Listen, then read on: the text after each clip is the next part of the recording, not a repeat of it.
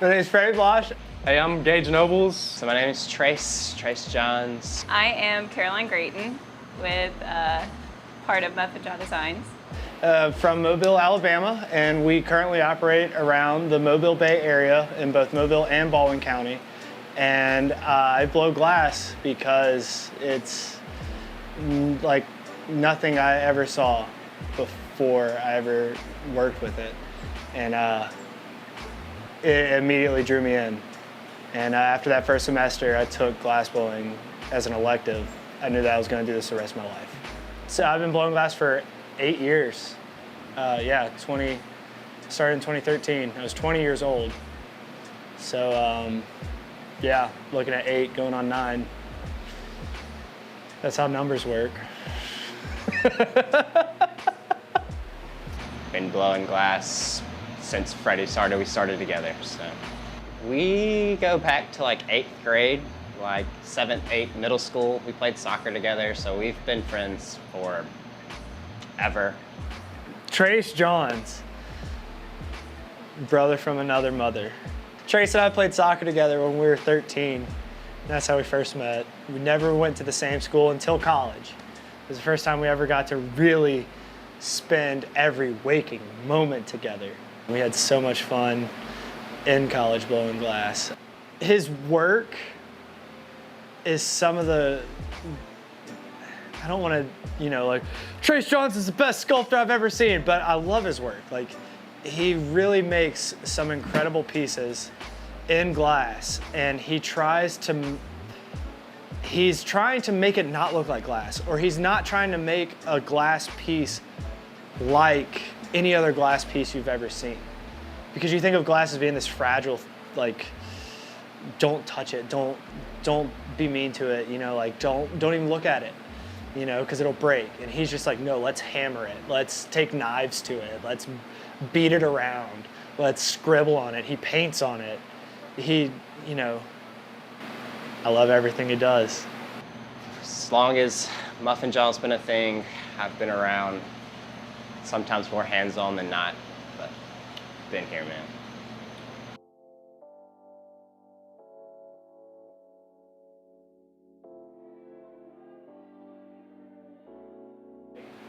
I studied at the University of South Alabama, and then I did a 2-year apprenticeship at Augusta Glass Studio in Augusta, Missouri, under Kaiko Mahata and Sam Stang. Started blowing glass at South in the fall of 2013. And like I said earlier, I just took it as an elective and didn't really know what I was wanting to do with my life at that time. I kind of had this idea that I was going to be a rock star, and I was really learning like that was never going to happen.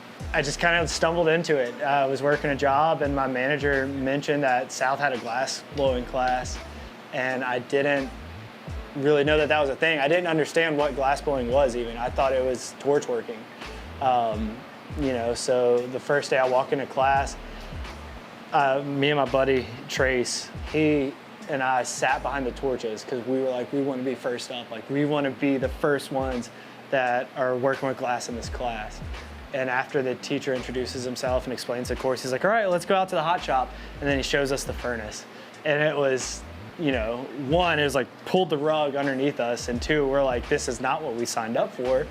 And I don't know, it was just like, we weren't really hooked at first. We were always trying to get on the torch. We always went back to the torch whenever we had free time because it was a really big class. Like, your intro class is what makes it apartment. It really, like, you have all these people that are trying it for the first time, and you either fall in love with it or you want nothing to do with it. So we kind of were like, we were hanging out, like, we were finishing out the semester. We definitely weren't going to quit. Most people don't have that kind of opportunity to work in a shop and have open access to it. Like, if there's free time, just come on in and work. And especially with glass, that was insane, Honestly, our whole first semester of glass, as far as glass-related Freddie stories, is probably the best, just because it started out on just a whim. Like, we'd been into glass, we didn't even know what we were getting into. We first started, we were getting into lamp working from watching like just documentaries and stuff. We found out that's wasn't what we were doing. And then from there it was just winging it, trying to make the best we could do, being so proud of just nothing, little caterpillars, to sharing stuff just to make grades and stuff. Sounds kind of bad, but we had fun the whole time. It wasn't like anything terrible. To giving all our color back to the teacher because we didn't think we were going to continue. Thought we were going to have to go back to the real world.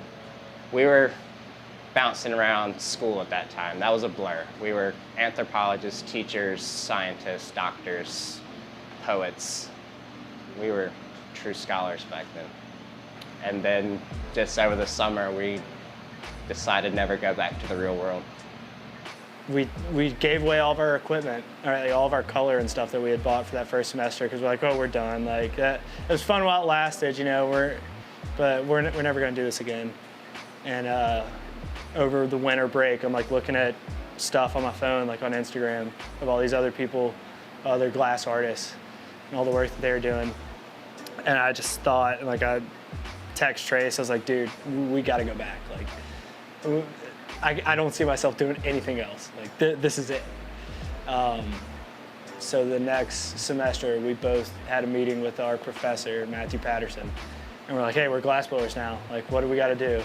And he's like, all right, like, you know, because not too, out of a class of 14, I think there were 4 returning students, and we were the only 2 from that class. All right, sorry to interrupt Freddie once again. I will always interrupt Freddie when I am ready to go before he finishes talking. I do hope that people that are... What?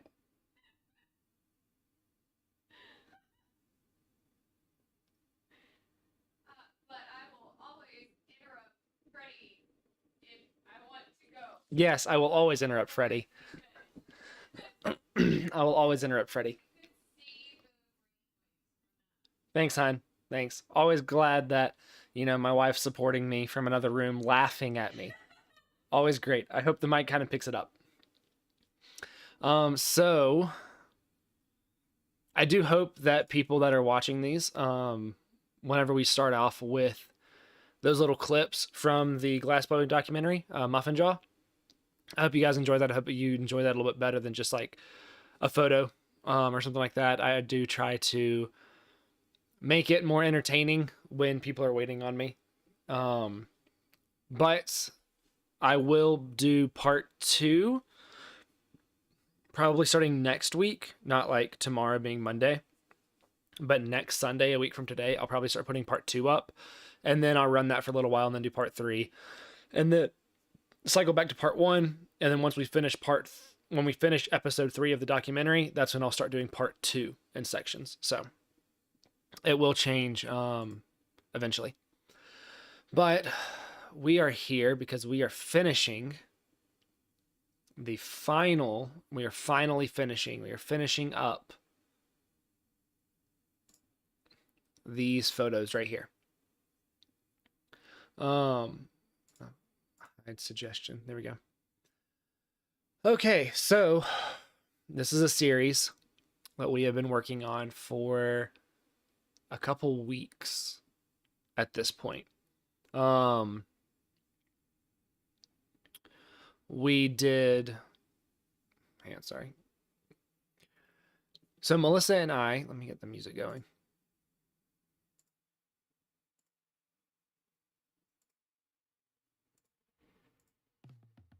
Is that a good level? That should be a good level. So Melissa and I did this photo shoot. Jeez, come on.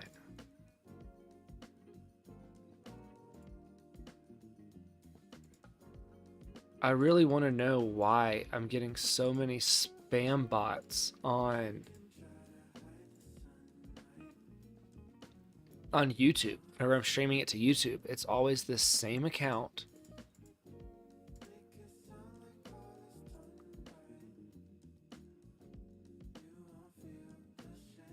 I don't know, it's annoying. And every single time it pops up, I'll block it, and then every single time it pops up again, I'll block it again. It's annoying. Okay. So we are working on, I feel like I need to turn my camera just a little bit. I think that's what I was doing yesterday. I don't need to turn it. I need to just fix the screen, fix the part of me that's on here.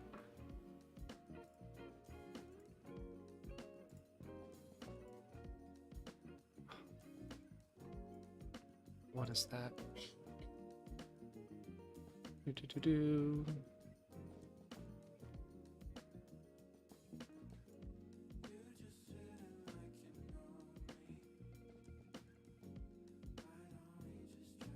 Okay, maybe that'll keep me a little more centered. Okay, so there we go. Okay, so we have been working on this series of photos since we actually streamed the shoot a while back. This is what, 2 weeks ago, 2.5 weeks ago.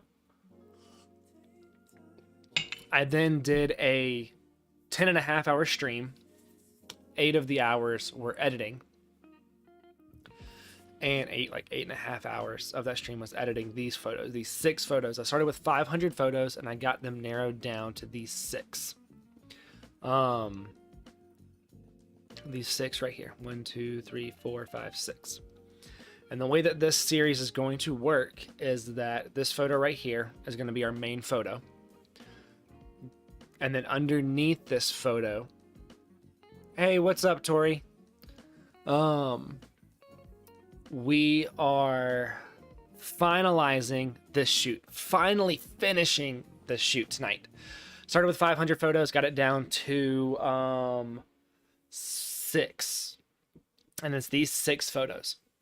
I've got to do any last tinkering in Photoshop, which there shouldn't be much.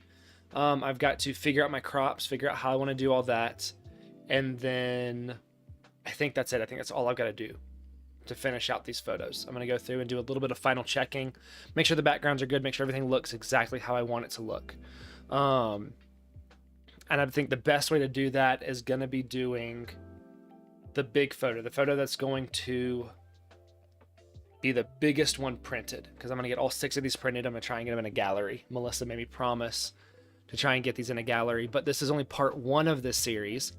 We are going to be doing spring, summer, and fall in the same manner, picking 6 of those photos as well, so that way it is a 4-part series consisting of 6 photos each, and then going to follow the same format: 1 big one, 5 small ones underneath. So it's time to finish it out. So we're going to start with this one, because this is the main photo. This is the photo that's going to be printed the largest. I could probably.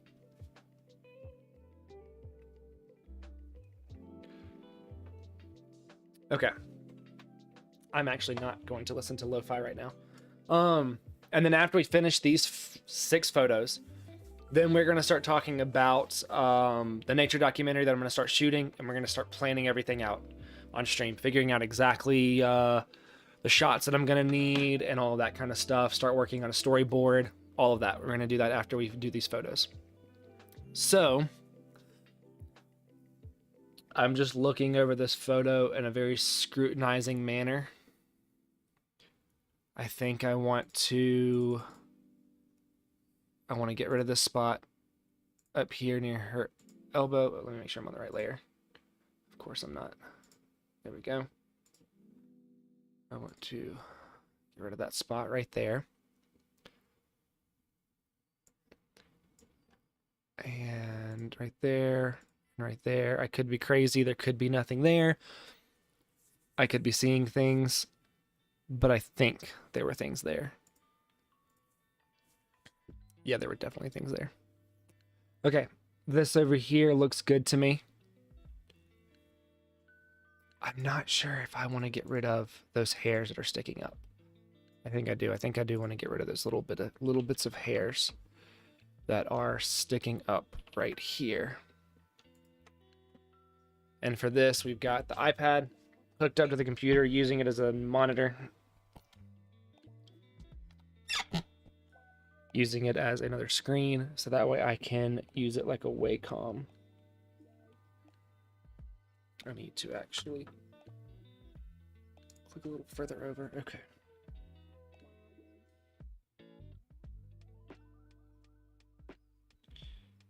Just to kind of smooth out the top a little bit.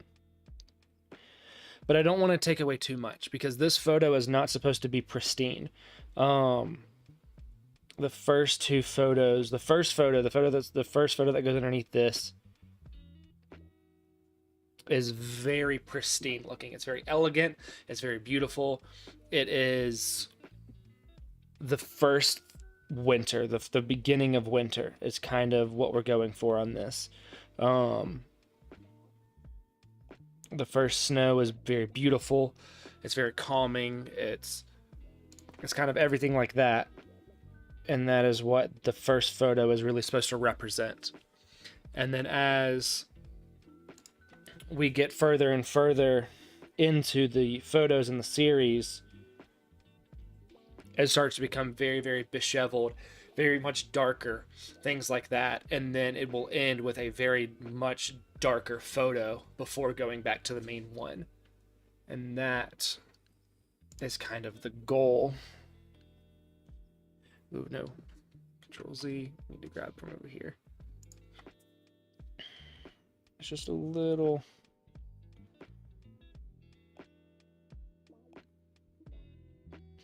Just a little bit. And then we're going to do this to blend it in. Gosh. I was editing these the other day. And I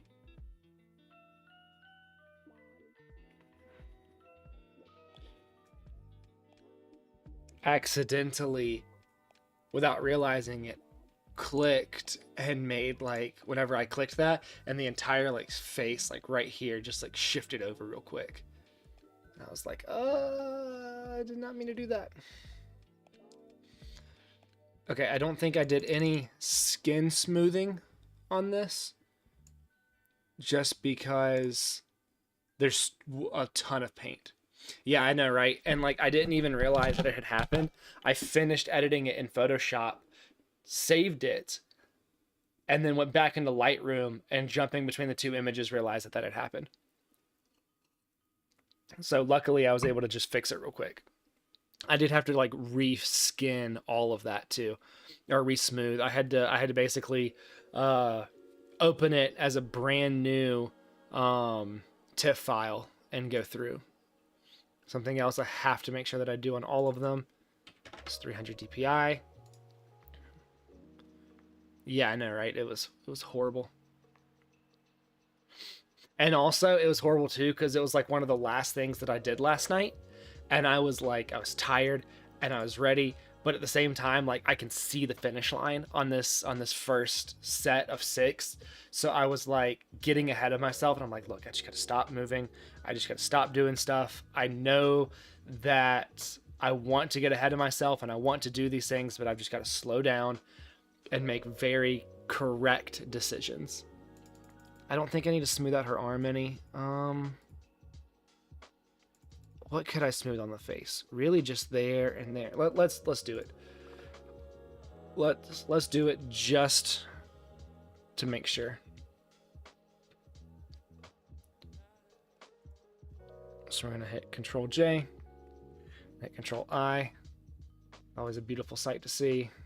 We're gonna do Vivid Light. We are going to do a high pass filter. We're gonna set that to 25. Yep. And then we're gonna do a Gaussian blur. And let's see what 3 looks like. Let's do what 4 looks like. See what 3 looks like.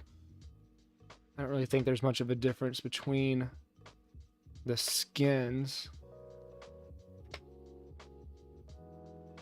We're gonna go with a 4. Then we're gonna hold. So we do the paint shoots. That's kind of like, I guess, our thing. We've done paint shoots for a while. Like our first paint shoot was over a year ago. And I saw a photo on Instagram, and it was like a magazine cover where this person had on these like really hip glasses and they just had yellow paint all over them. That was really it. And I saw that and I was like, dude, that'd be fun to do our own version of a shoot like that. So Melissa and I got together with a couple friends. We talked about this, like, should we do this as like a theme shoot where, you know, like 3 photographers show up, models can pay to come, and then like we do this kind of cool theme shoot, right? So they said we need like an example photo to kind of market for this, you know, group shoot. So Melissa and I were like, cool, yeah, let's do it. So we did that and we loved it. Absolutely loved it. Let me see if I know I've got the photos from a year ago or a year and a half ago that we had done. And this was still, whenever we did this, this was still very much into like the early years of my photography. So I still wasn't quite sure like what my style was or anything like that. So these were the photos that we came up with, that we ended up with. It was this one, this one, and this one. And like looking back now, there's a couple of things I would have changed. I would have done better on the eyes, especially cleaning out that white right there. And I would have smoothed her skin a little more. I probably wouldn't have taken out as much saturation in her skin. But that's looking back a year and a half ago. Thank you. So we did that before we moved up to Colorado. We did that like a year and a half ago. No, texture's not a bad thing. You're not wrong on that. And with those, it really fit to have that texture in there. But these, I did go through and smooth a lot of the skin because I wanted it to look more pristine. That's a bad word. More... You'll see whenever I finish this photo and I show you the next one, you'll see what I mean by what I'm trying to get. And this one, I'm not even going to smooth that much. I'm really just going to probably smooth that like up here and then right there, because I have to avoid the paint specks in this. Magazine quality. Yes and no. Not necessarily, because I've been published in a magazine, not for portraits. I actually got published for glass product photography. And one thing that I learned from that, even though it wasn't a portrait magazine or a typical magazine, was the politics involved on that were annoying as hell. And they want, and going back looking at these magazines that are also like they're good magazines, and like if you can get published in one, it's freaking fantastic, but they're so political and they want the same thing. Like, yes, they want creativity, but if you don't smooth the skin, they will not take it, because they have to have everything look perfect. Even on their raw or alternative looking photos that are just crazy and out there, they want it smoothed. They have to have that look. They can't have any flaws. They can't have any blemishes unless it's purposefully left that way. And even if it's purposefully left that way, if it's a flaw or blemish they don't like, then they don't want it. So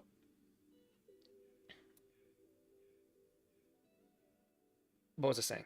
So that, like, that's why I'm smoothing. That's why I'm smoothing very little on this one. I'm going to smooth her arm over here, and I'm going to just smooth like kind of right there around the cheeks and stuff. So, and then probably like, I'm going to mess with it. If I do something that I don't want, like right there and right there, if I do something that I don't want, I'll just go back through it and unsmooth it. But so we were doing these paint shoots and we did those, and we didn't do any more for a while, because I was like, that was really cool, but I didn't have any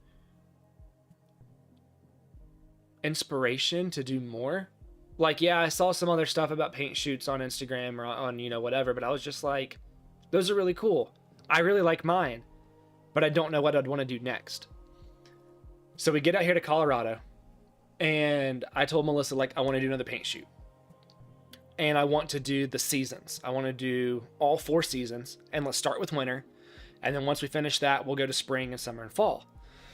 And Melissa said, I will do that if you try to get them in a gallery or try to get them somewhere. And I said, you know what, that's fine. I can do that. It'll probably be easier to get a series into a gallery instead of just one photo, 1 or 2 photos. So we sat down and yeah, I know, right? So we sat down and we figured out how we would want to do it. And so we came up with the idea of one very, very large print on like metal. And then underneath it, we're going to have 5. It was originally going to be 4 smaller prints. I changed it to 5 because of one of the photos being in the middle. And the way that we picked these photos is telling the story, showing the progression of the season, and how we have the light and everything organized is also involved with the telling of the story. So you'll see whenever I go back to the bigger pictures and I start getting into all of them, you'll kind of see how they progress. So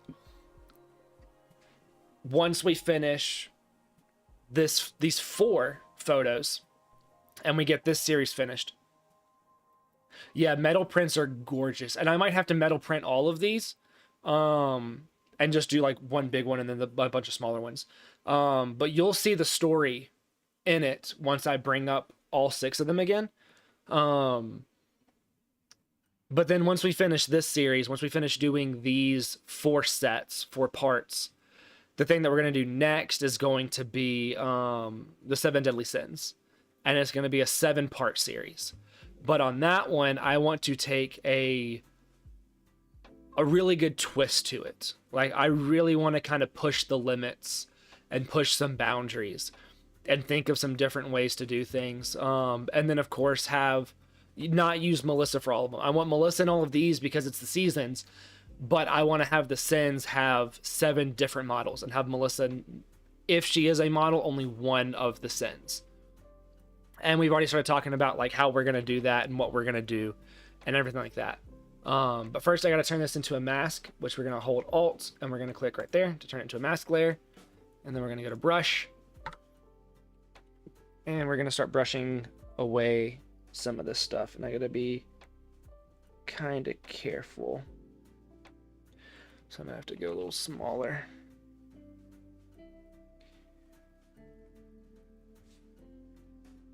I'm going to smooth out there a little bit, maybe around the edge. Down to here.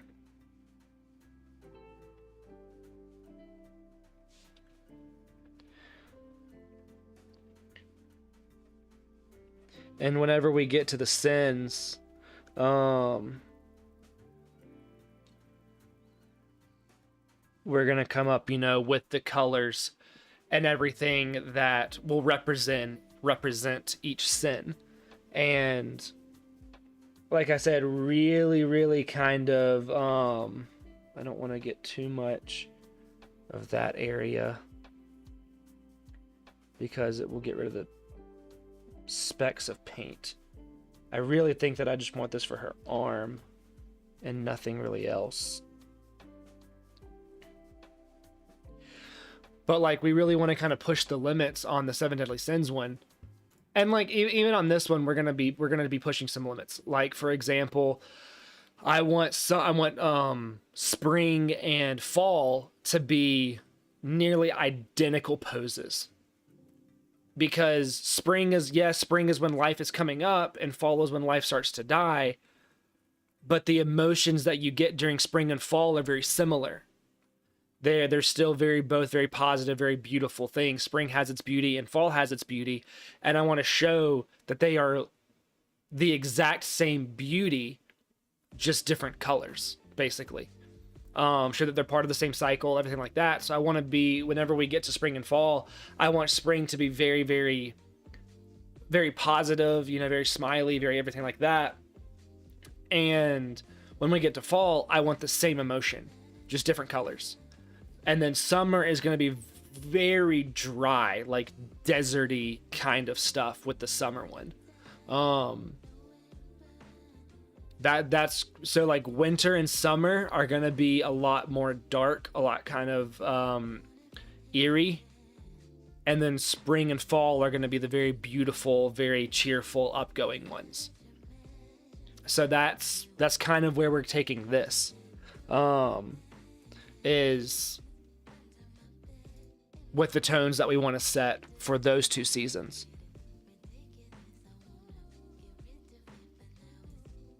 I think I just want to get the top of her arm right here. That's really just to kind of help some of these weird lights and wrinkles. Not even necessarily wrinkles. Just to give it some uniformity and some balance.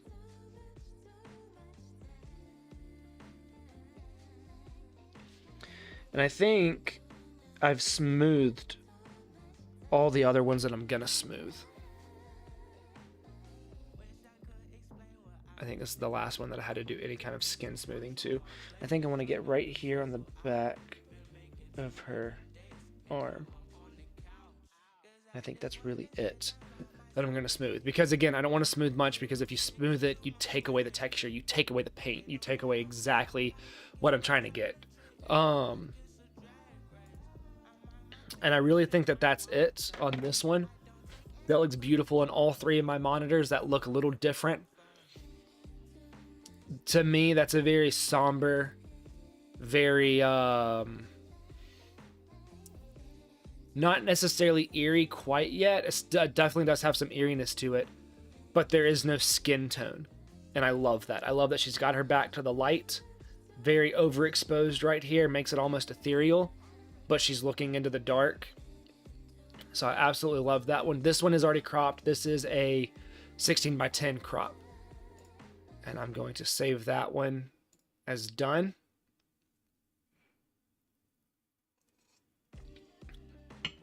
And I'm making myself finish tonight, because I know that I could sit here and reopen this thing every single day and do micro changes on it every single day.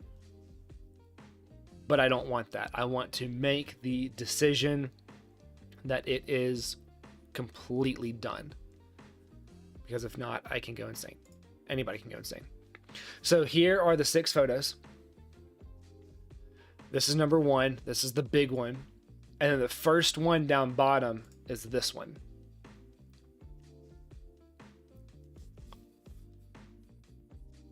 And this one is a very elegant photo. This one is very, very beautiful. It's very soft. It's very vulnerable.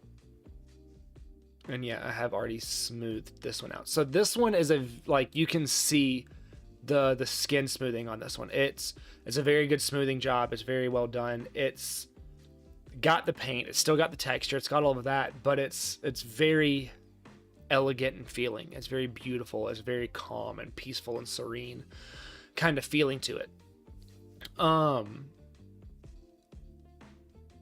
So now I've got to figure out on my crop for this how I want to do it. So if we do 16:10, let me look up some common 16:10 measurements.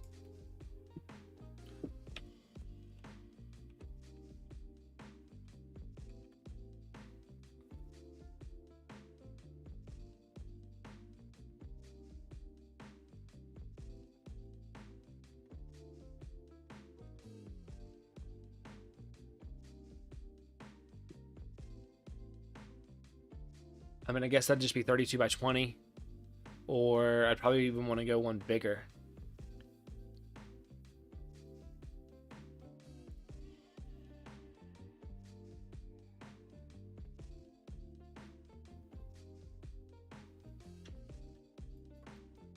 (32:20).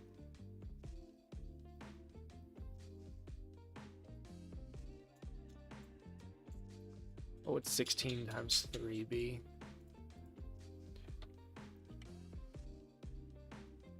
Be 48:30. That's a pretty big photo. I think 48:30 would be plenty. But 48 does not go into 5. No, that is 36. No, I could use spacing to kind of fix that. So if I did if I did each one at 9 inches wide.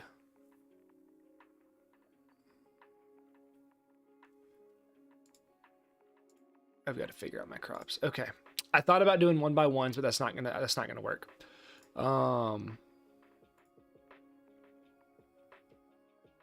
And then I even thought about doing 16x9s.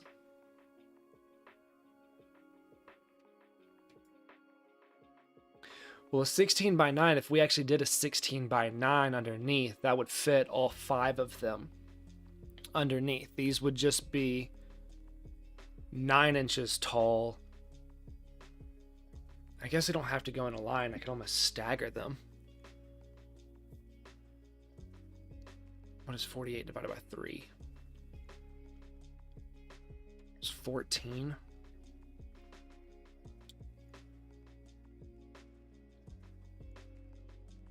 What's a ratio? Not 5x7. That's not gonna be. Well, put it 5x7, 5x7, 5x7 ratio, and just double that and make it a 10x14.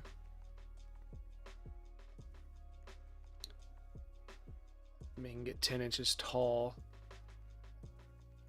by 14 inches wide. You could stagger them that way.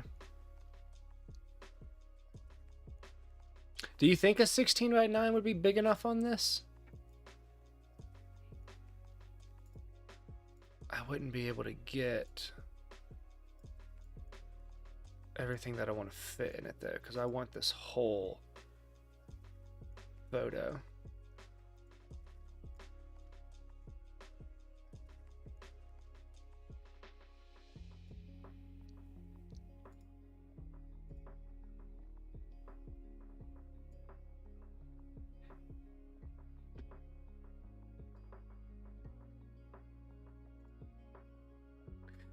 If I did 5x7s, then I could do the big photo in a 48x30. 30x48. It'd be 48 wide by 30 tall. No. What was 16 times 3? 48? So it would be, yeah, that's right.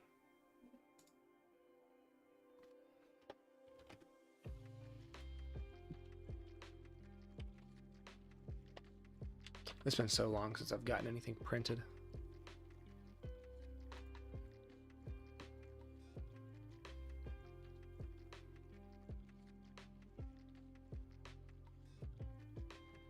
It's gonna be 16 tall. No, it's gonna be 9 tall, 16 wide. So it'd be 10 tall, 16 wide. So then it would be 30x48. And then underneath we would have 10x14s. 30x48. That's fine. That's good. That means it's a third of the size basically. And I think that'll be perfect. I think that'll be exactly what I want. So we're gonna go with a 5x7 or a 7x5 on this ratio.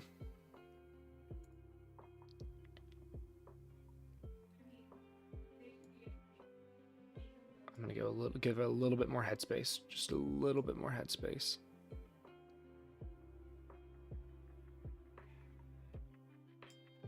I'm gonna go right there on that crop.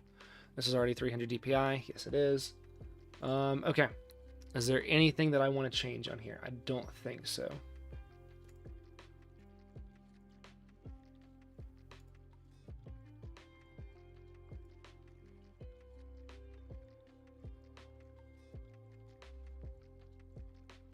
I think I like exactly where everything's at now. And we're going to do 7x5s for all the crops.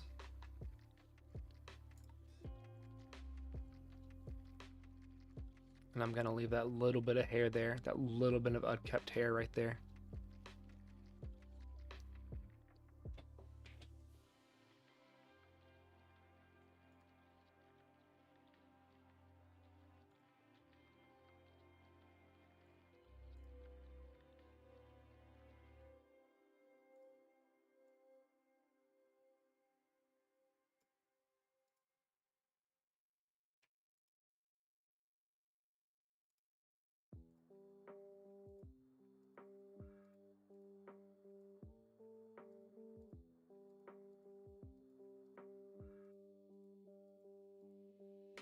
I actually like it without that layer. Keep the lighter tones, keep everything lighter.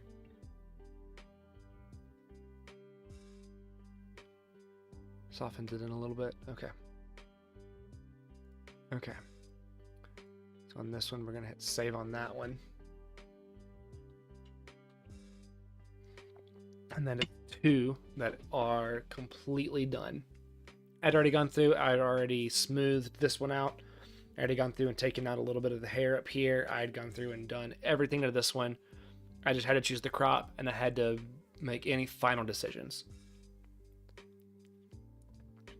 And we're gonna go 7x5 for all of them now. That'll be good. 2, 1, 2. That'll be really good. Okay.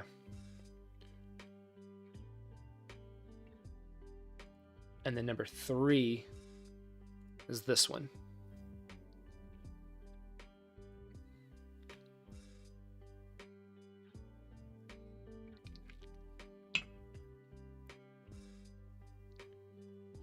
And it's still pretty light. Still looks pretty good. We are still doing 5x7. Oh no.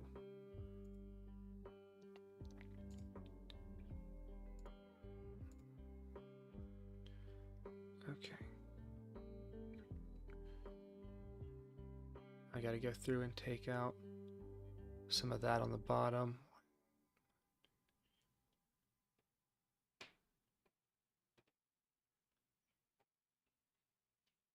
One, two, three, four.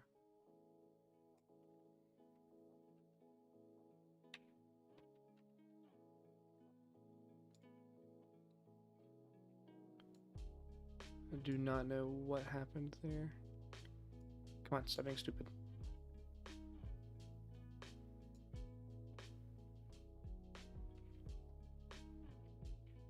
I'll just drag it. Okay. I think it's gonna be right about there. Okay.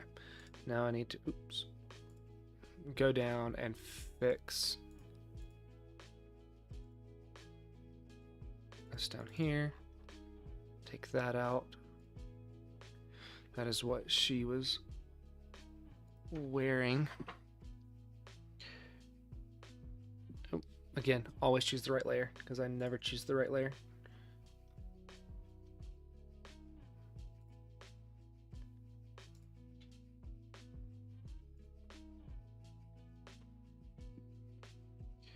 And we just need to, I'm gonna do this actually.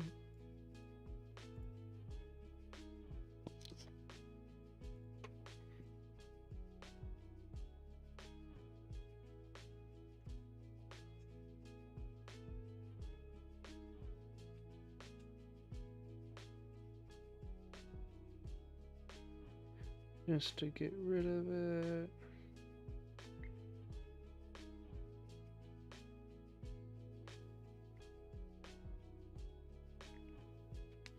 And then kind of blend back in the skin.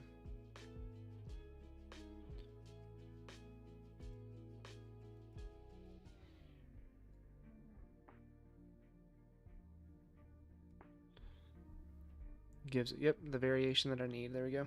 All right. So here's the fun part on this one is making the paint continue through. So we're going to start here.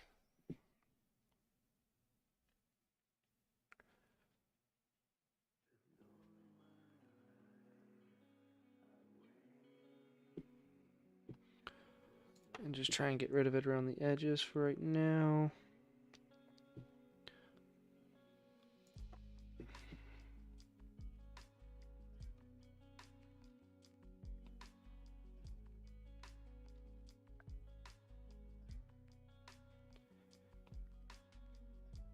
I might have to do the clone stamp and then go through and blend it.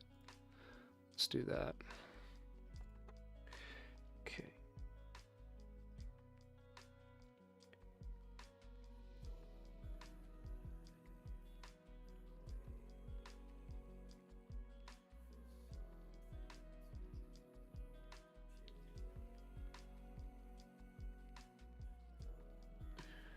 I'll see if I can make that work by doing that.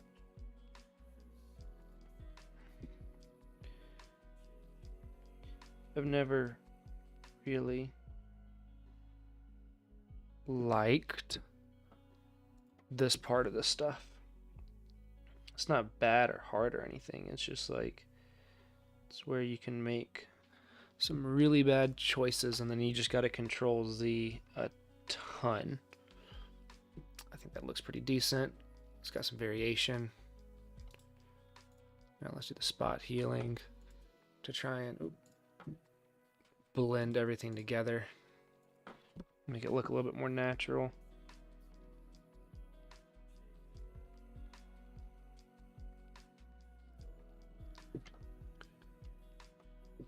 And I think that I've gotten a lot better at this section of this kind of stuff.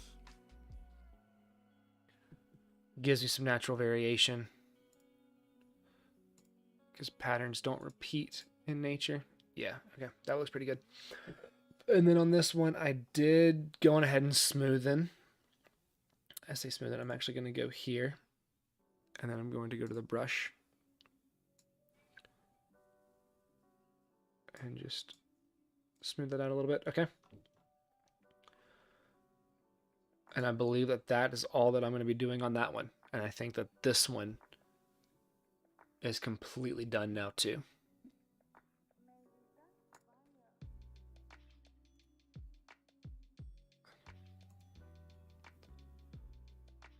I'm going to hit save on that one.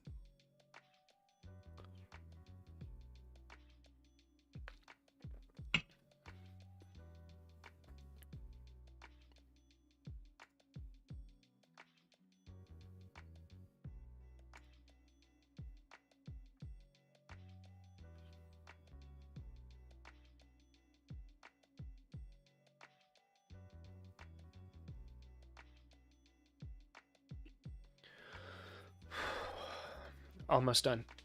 Almost done. I think 3 more to go.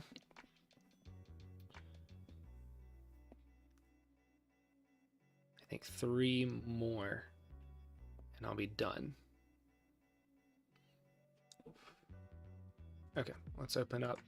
Now the middle one is where the whole thing takes a turn. So the first photo is very eerie, but then the second photo, or the first photo in the line, is very elegant. The second one is starting to get a little bit darker, but then the third one is where it really takes the turn. I have nothing to do to this except for crop it. It's the only thing that I have to do to this particular photo.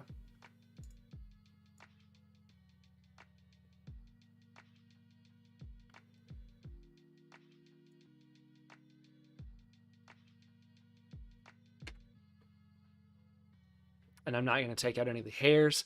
I'm not going to take out anything. I'm not going to change anything. I want this photo to look unkept, crazy. I want it to, when you see this photo, I want it to literally be a, what in the hell? That is 300 DPI. I need to go back and make sure the other one's 300 DPI. But I'm not doing anything. I'm not changing any colors. I don't think. No, I've already. I didn't smooth anything on this one. And I don't think I'm going to smooth anything on this one. I want this one to be just like it is. I don't want to smooth anything on this one. I am going to do this though. I see on the nose right there. And I don't want that red color.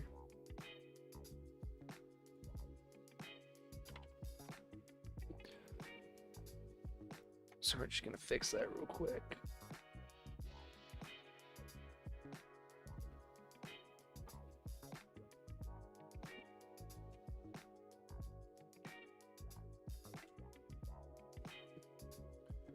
Oh, let me undo that one right there. And then what we're gonna do on this is we're going to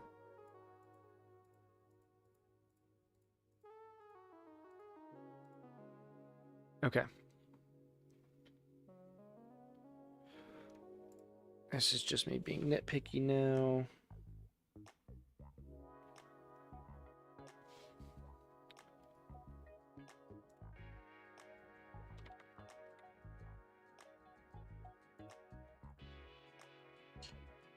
I just want this to look. I want this to look the way that it is looking.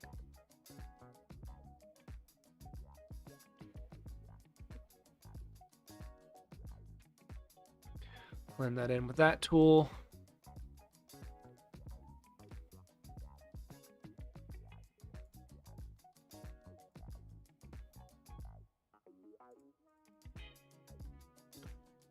Yeah, that is perfect. How that is. Okay. So now I'm going to save this one.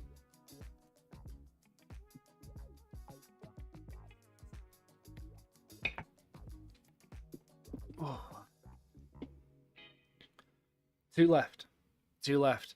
And I think by the time I actually finish all 6 of these, I will have worked on these 6 photos for nearly 12 hours. This is going to be number 4 on the bottom. 1, 2, 3, 4, 5. So you can see the progression as it gets darker. And again, I'm letting the hair have these flyaways. I'm letting it have all of that because this is not supposed to be kept. This has got more of a natural gradient, or a traditional gradient to it, which I'm loving because of the dark versus the white. I already skinned this too. Yep. So all I got to do is select my crop.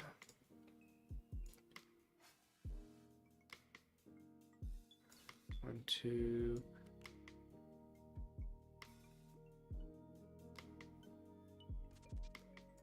Right there. Perfect. 300 DPI.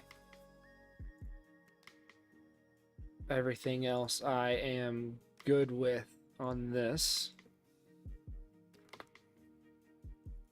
It was really fun taking these photos on stream too.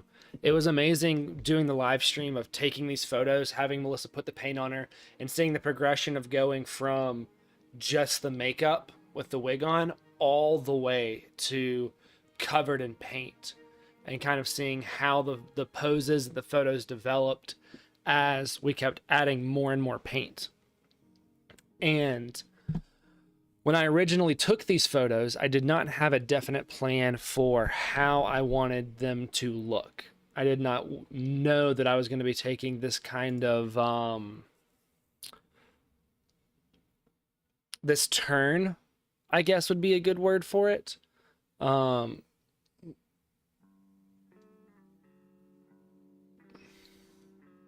did not know that they were going to be taking this kind of turn.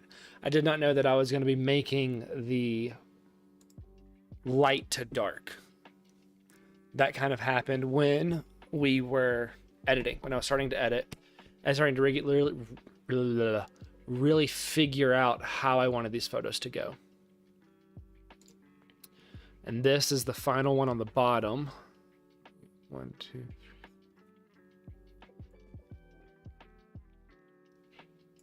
1, 2, 3, 4. 1, 2, 3, 4 plus some. So we're gonna cheat it a little further. 1, 2, 3, 4 plus a little. 1, 2, 3, 4 plus a little.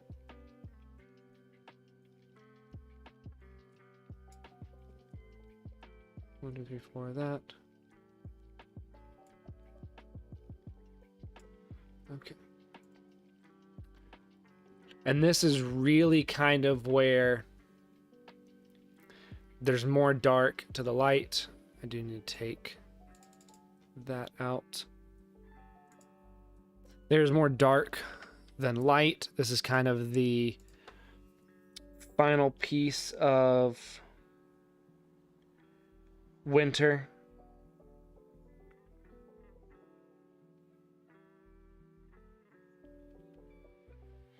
I'll go through and I'll fix that. Let's just go ahead and go all the way through.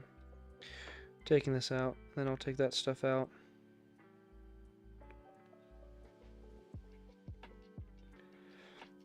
And I will fix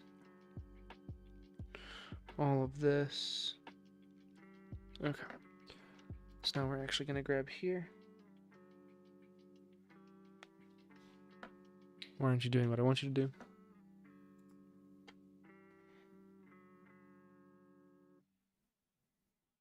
There we go.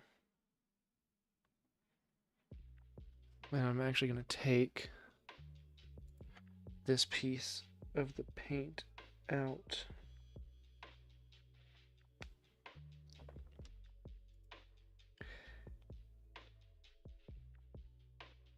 Right there.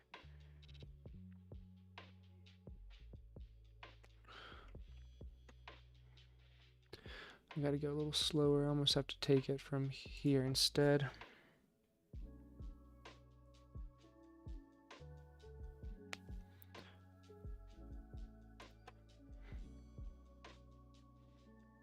Okay, now we're gonna take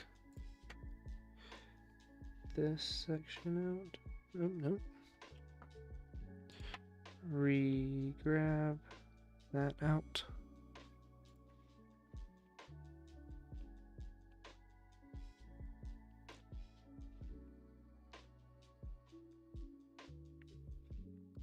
We're going to grab, nope.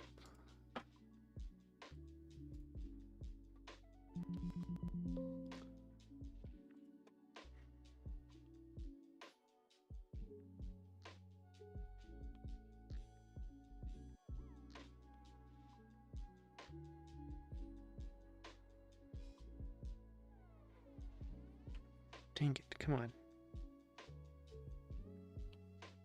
We just gotta remember to lift up the pen.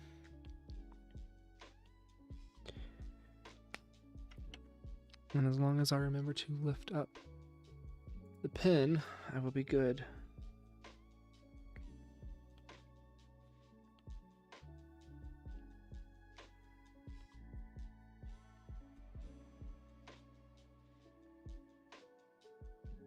Okay, now we're gonna do this.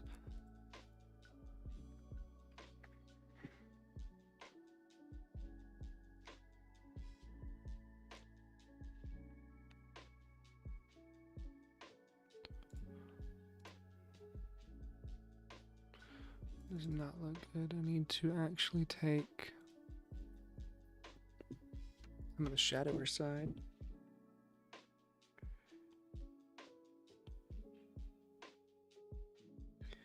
And start to kind of blend it in.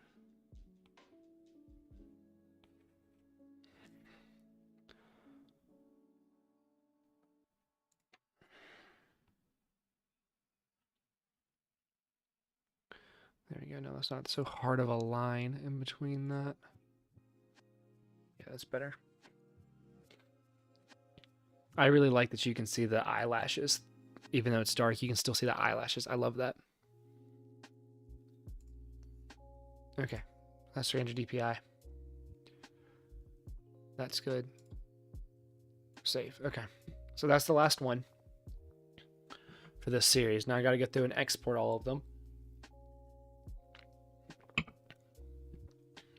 And I need to make sure that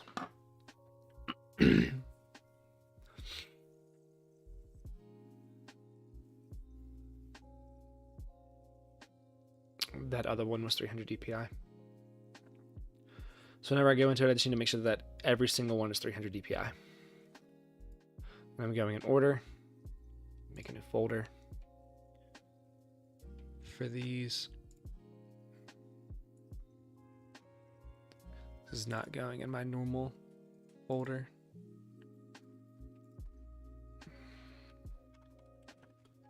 Okay. So we're exporting this one first because this is the main one for this series. All right, see you next time, Tori. Have a good evening. Thank you. Okay. 300 DPI. Yes. Export as. Great. Yes.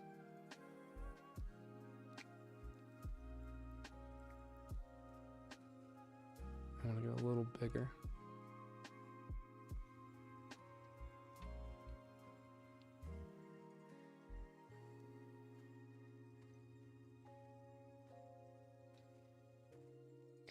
Let me still make sure on something.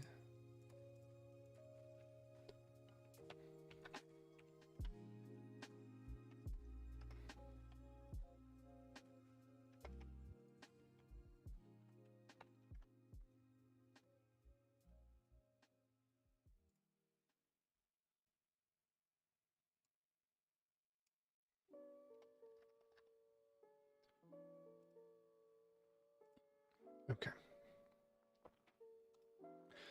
I might drop a couple frames.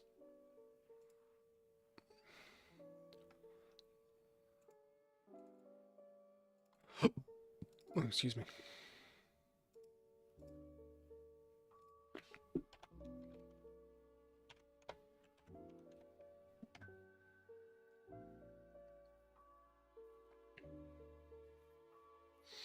And after 12 hours of total editing on these 6 photos, I am about to be done. So close.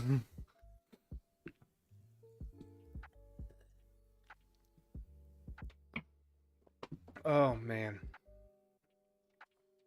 Now I get to start thinking about the fall shoot. I get to start thinking about the paint and the poses for that one too. Because like, even though these photos are done, they won't be printed and be ready to be printed until I finish the next 3 seasons. Make sure it's 300 DPI. Make sure it's 5x7, and it is, or 7x5. Export as. I mean, I know that I can still like always post these on like Instagram or Facebook or whatever, but I'm ready to get them printed. I'm ready to get fall. I'm ready to get the fall shoot going, or the spring shoot. And really like be narrowing down exactly how we want to tackle that fall shoot.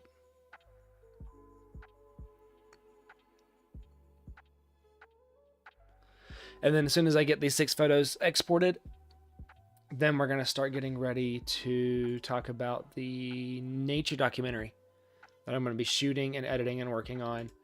Oh, sorry. It's a 7x5. And that's going to be fun because I got to start figuring out a storyboard for that. And I got to start figuring out the shots that I need and how I want this thing written. And then whenever it comes time to do the voiceover work and all the editing and stuff, we're going to be doing that on stream. I'm going to have Melissa do the voiceover for this one. So we will set up a like recording booth probably right over there and have one of the cameras facing down it and mic up both of us. And just shoot the recording of it or stream the recording of it and do all that. And I think that'll be really fun. I feel like I'm a little warm on my skin tones. Like me personally right now, I feel like I'm a little warm.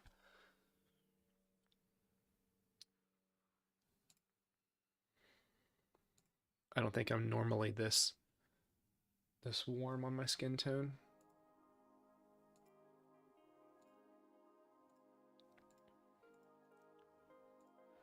I will say I have not seen such beautiful histograms on any photos that I've seen on these. The histograms on some of these photos are absolutely gorgeous histograms.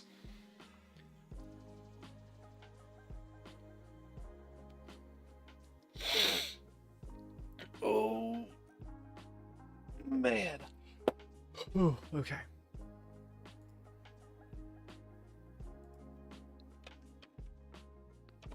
Seven by 5, right?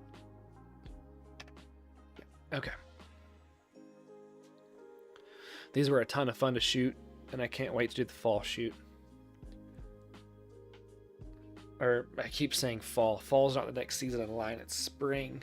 And I think we're not doing that this coming week, like tomorrow through Friday. We might do it the following week. I'm not sure. I'm not sure as to when we'll actually be shooting the next set.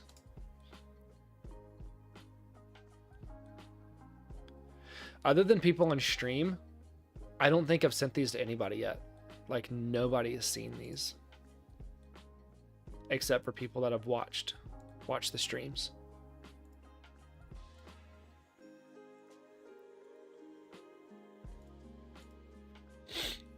So people that are watching these are are the first people seeing these. Other than, me and Melissa. But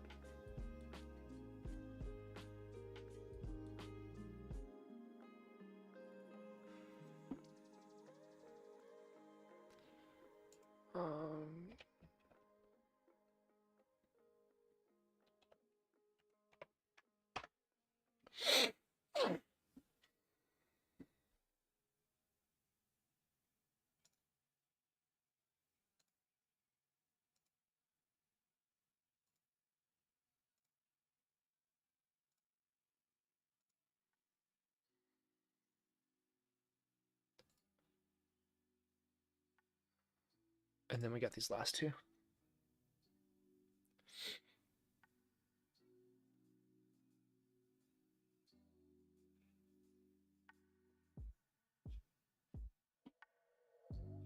.300 DPI, 7x5 is correct. It's all correct. Yes.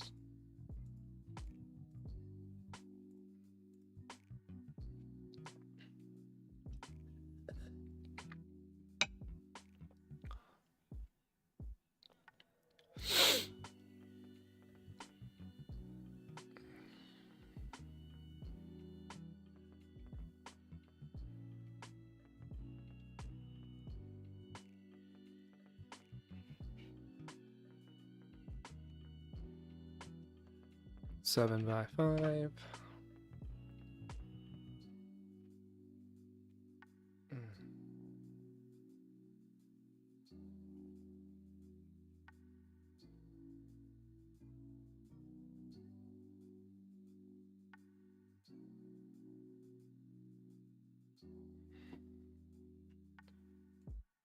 And last one. I don't know which one's my favorite. I think I like them all equally in their own different ways. I had to fight to work this one into it. Like, I really had to fight to work that one into it.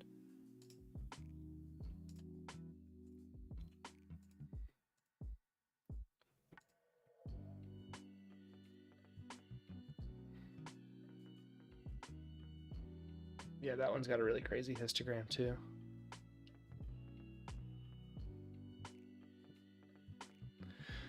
And once I'm done exporting this, I'm going to unplug the iPad.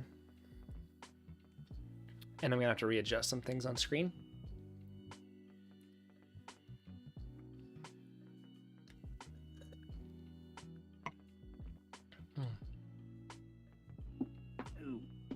Scoot back.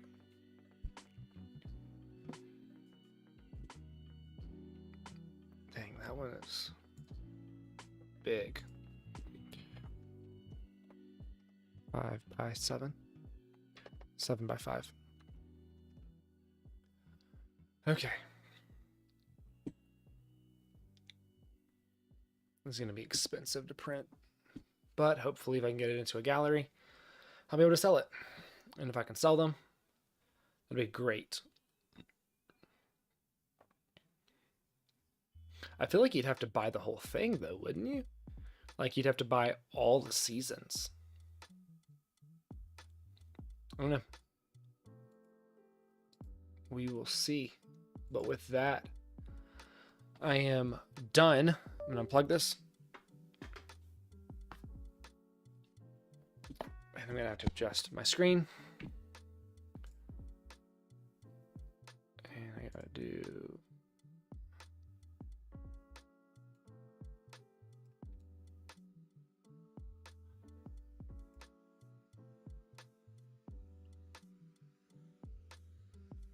that right there. And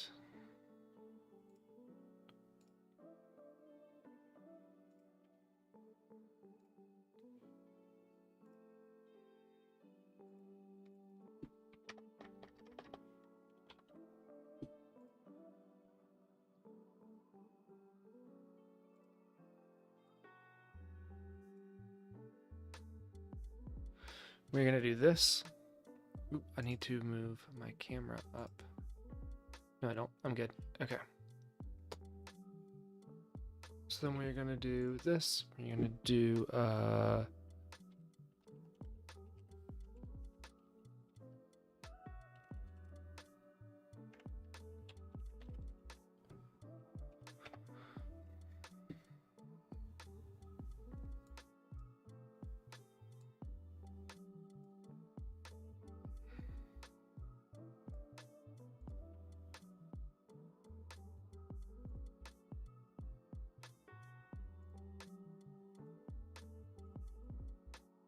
okay, let's see here. So we got document 2.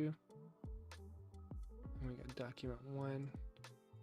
And we're gonna do episode 1.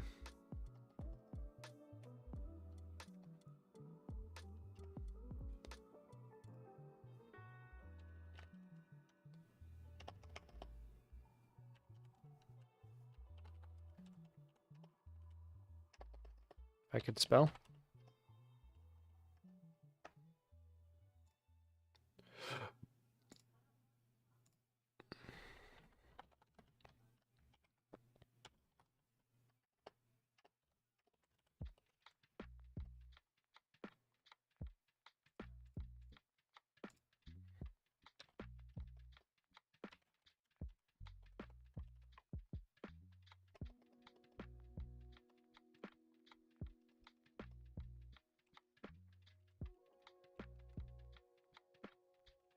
Okay. And we are going to do something real quick. We are going to go to this right here. We're going to do this.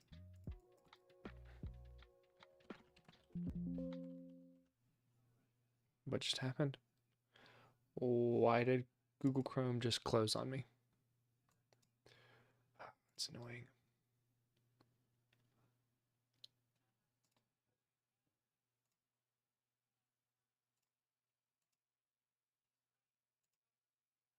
I don't know where the music was, so I'm just gonna hit play. Dang, it's loud. Hang on, my bad. There we go. This is gonna be this. This is gonna be this. I don't know why Chrome just closed on me.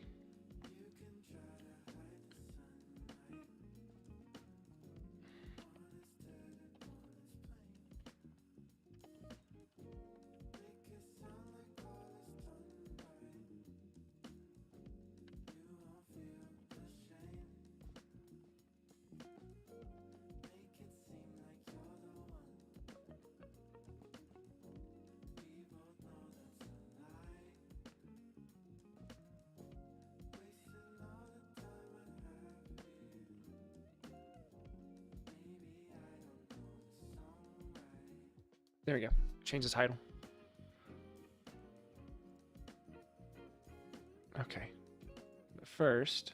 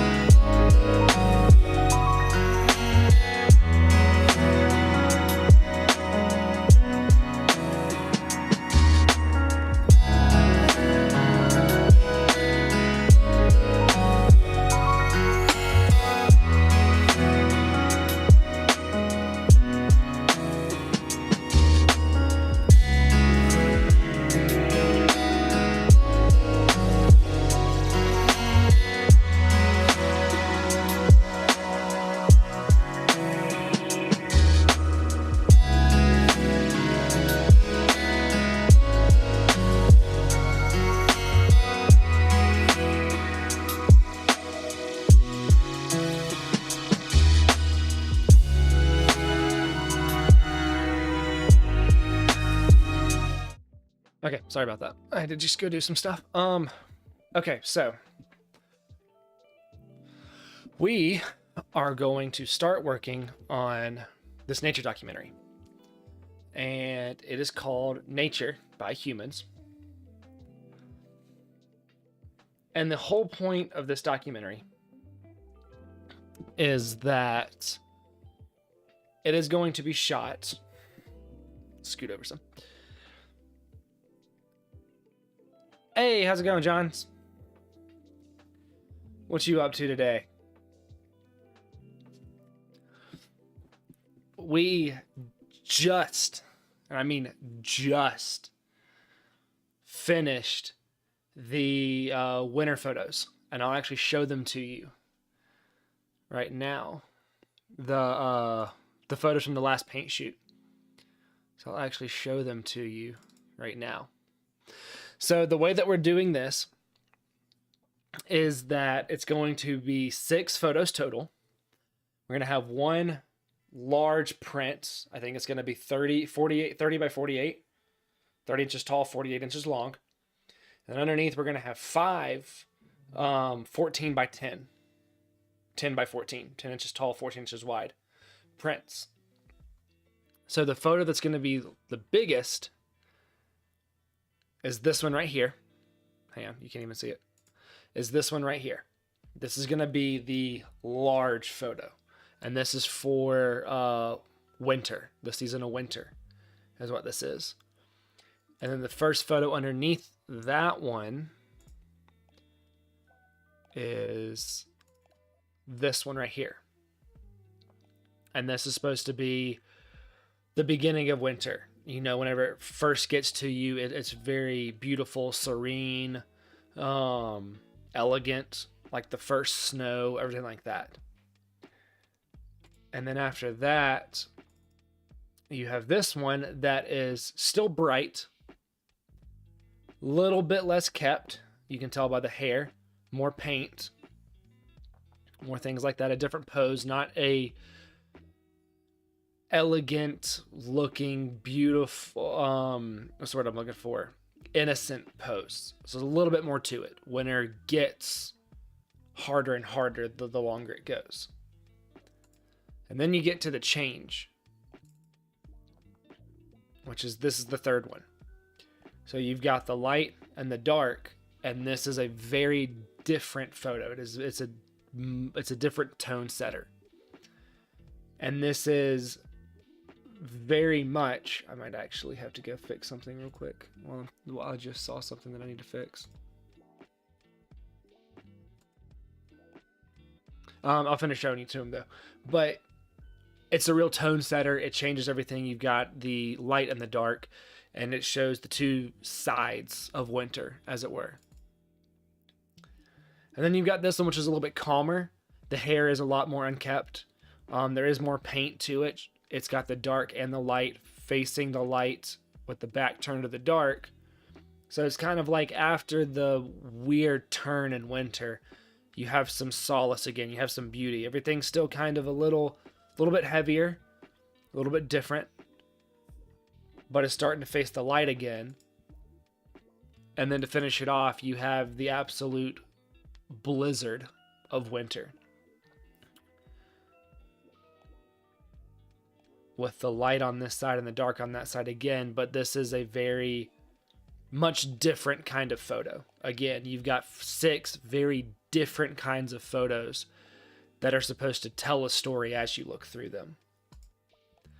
Let me just finish those. I actually have to open Photoshop and fix something real quick. Yeah, clearly not a winter mint for Alabama. And then the next thing that we're going to do is we are going to do fall. I keep saying fall.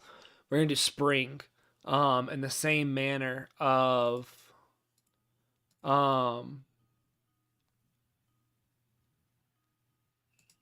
sorry, I'm just trying to do something real quick.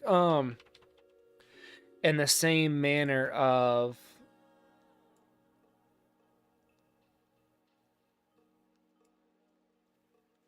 yeah, I think that's a little bit.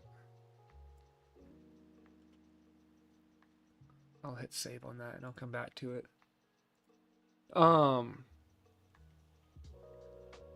and I might drop some frames here.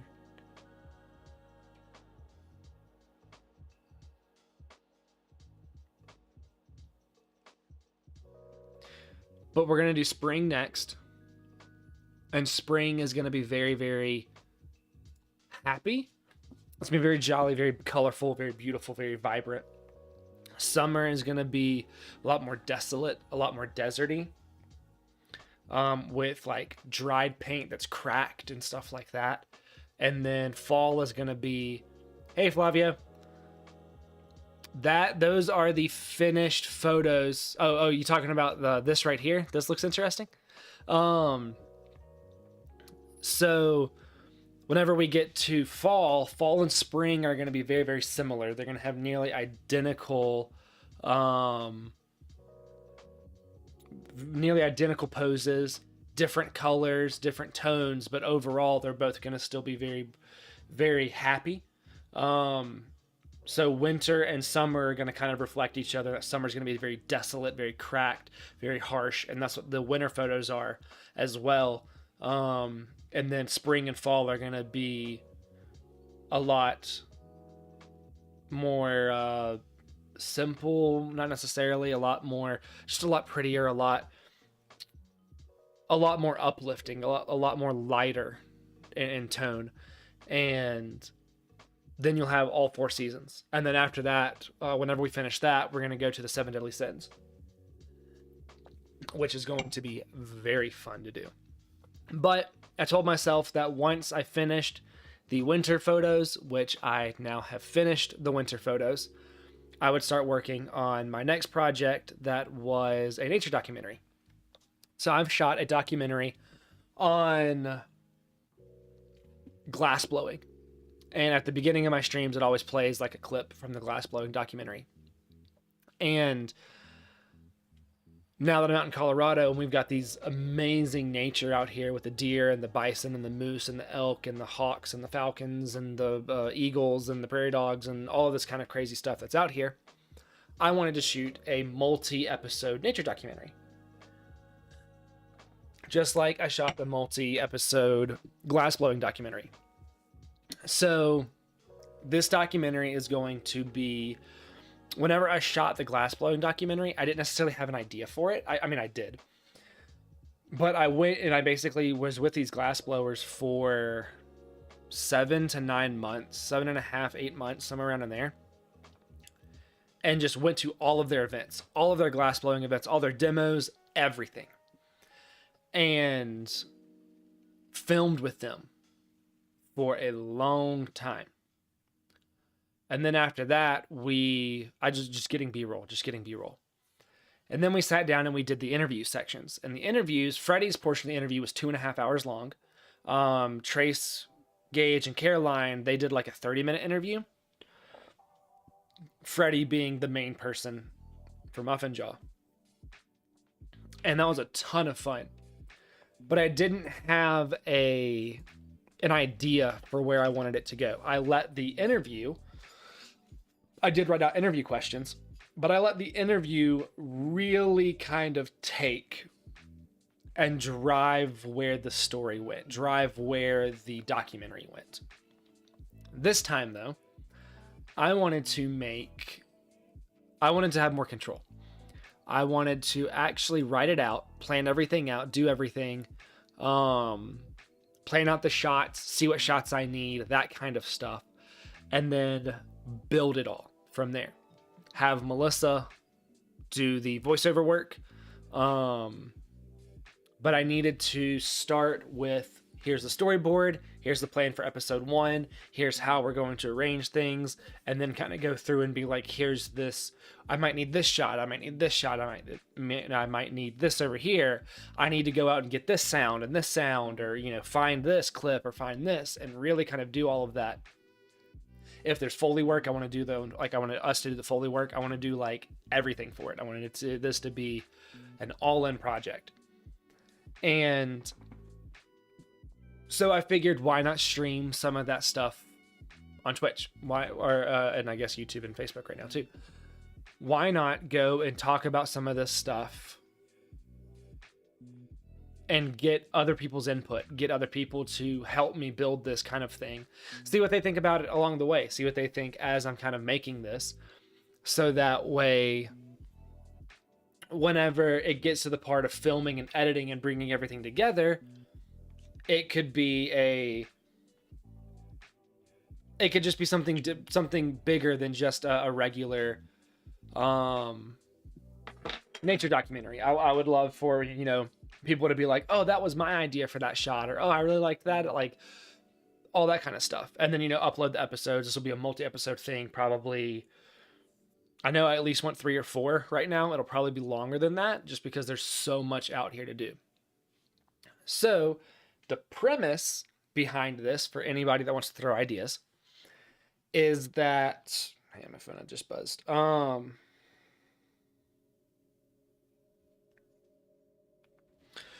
Is that it will be focused on the animals, but specifically focused on animals that live in areas given to them by humans. Refugees. I keep saying refugees. Refuges. State parks. National parks. Things that humans have taken and given back. And I want this to be shot in a way that humans are kind of this arbitrary idea where it might have like a human in silhouette or like just the feet. No defining features of a human's face or a human's body that would make them the center of this thing. I want it to be the animals, and then humans are shot as these arbitrary things that exist in the same realm as the animals. So, to start it off though, in episode 1, and I think I want the episodes to be anywhere from like 12 to 20 minutes long. I've learned that, I'm just adjusting that real quick. I've learned that no, I will not have any people to interview. There will be no humans as the main focus of this. This will be all animals, no humans, nothing. I want the humans to be these arbitrary figures in the background that the animals kind of live with, versus the opposite, where the animals are the things that humans have to live with. I want it to be told from a different perspective. I want it to be told from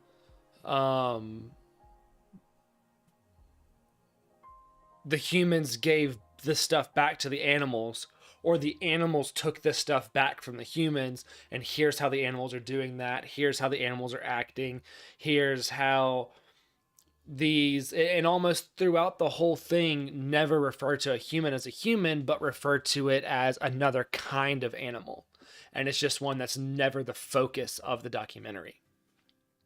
It's a little out there, it's a little wild. It's something that as I've been watching documentaries and stuff, I haven't really quite seen a documentary. It's either humans are in it and they're a big thing about it, or they're not in it at all.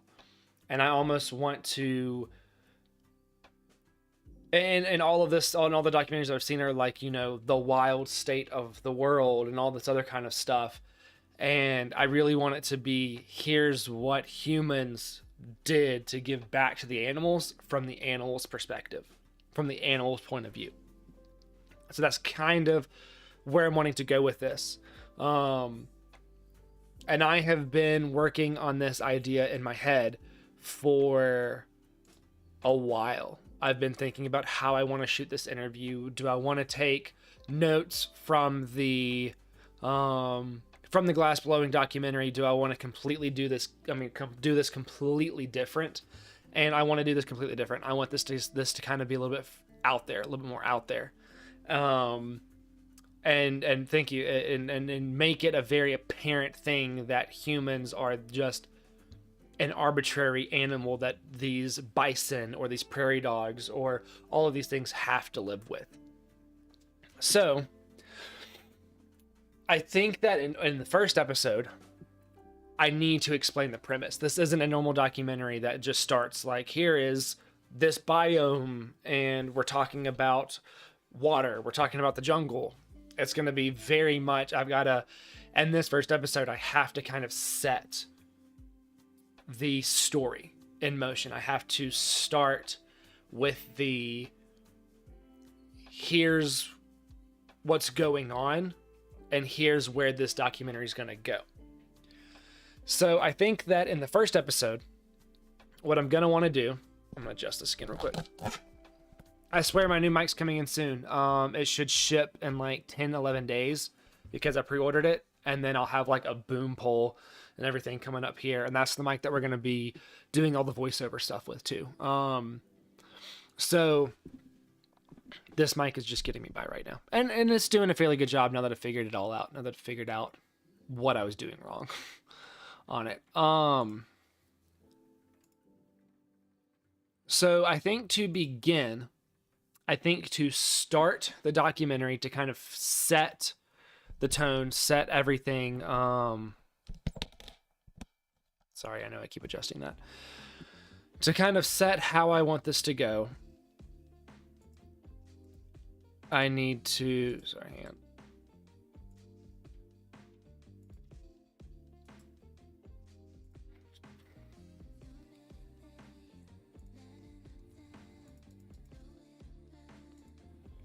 Okay.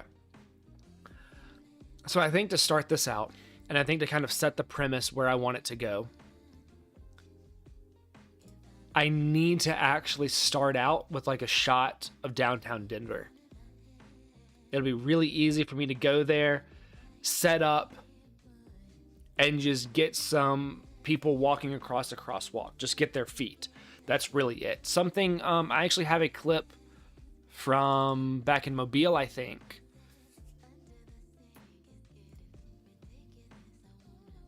Is it? No. But I want it to be very... Starting off is like talking about humans as an animal that go into other animals' homes, areas, biomes. I'll figure out all the wording, and sets up their own society, sets up their own area, and creates their own new biome, and show downtown Denver, show people walking across crosswalks, things like that. And again, talk about the humans as if they're just animals. Because, I mean, we basically are just animals. But I need that first shot. I need that setting shot. Maybe start it off kind of cheesy with like a sunrise. And then as the sun rises and it gets overblown, it transitions into like get a sunrise up over like the plain side of Denver. Let me do this because I can kind of show something. It's no secret that I live in Denver. You can go on my Instagram and find out that I live in Denver. So I don't really care if people know that I live in Denver. All right. So here we go. This is Denver right here.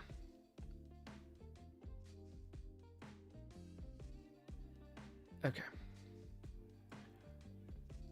And there we go. Okay, so here's Denver. Here's what we got. Here's kind of what we're working with. Close out some stuff real quick. Okay. So I can go up here to this side, kind of near the airport.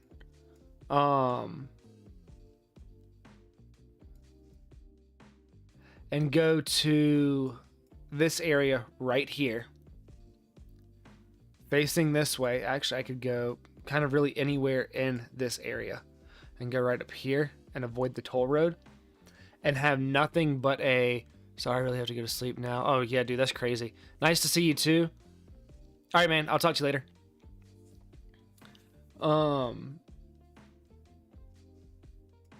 But I can go here and look across this plain right here and get a really, really beautiful sunrise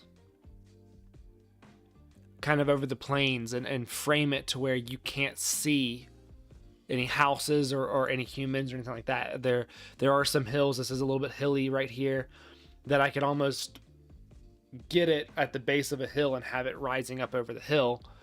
And then as soon as it breaks the horizon and it gets really overexposed, have that kind of transition into people walking downtown. I mean, I could just go anywhere in here and get some footage of people's feet.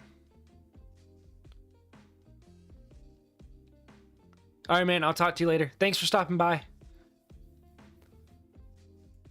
I also really have to get early in the morning, or get up early in the morning, but I get to just come back home after like 2 hours and go back to sleep. So that's why I'm staying awake a little. But yeah, you have a good evening, man.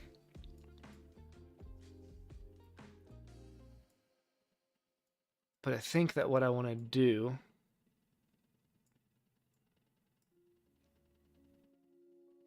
someone's washing machine above us is started out with that kind of rising sun and going into an overexposure. So let's see here.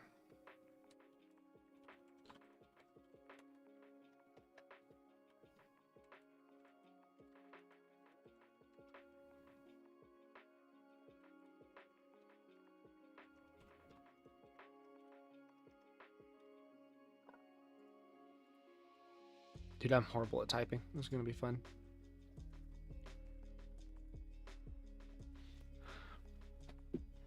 And then I'm going to actually scoot this over and turn that right there.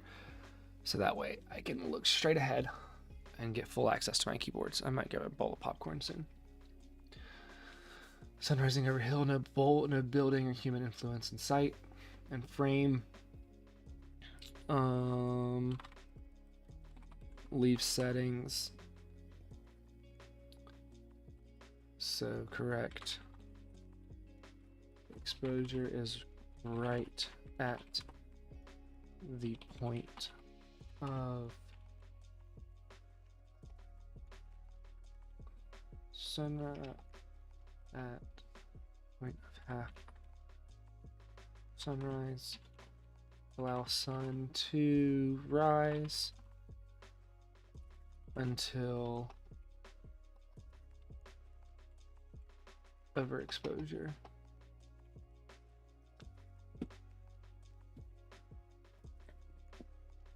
And then what I'm also going to do is I'm going to take these kind of individual shots that I'm working for the storyboard, and I'm going to have a list of shots that I need to get, that I've got to get.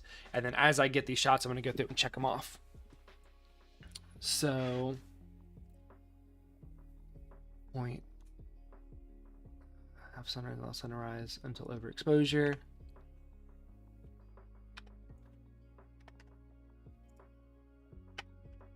And then we're going to do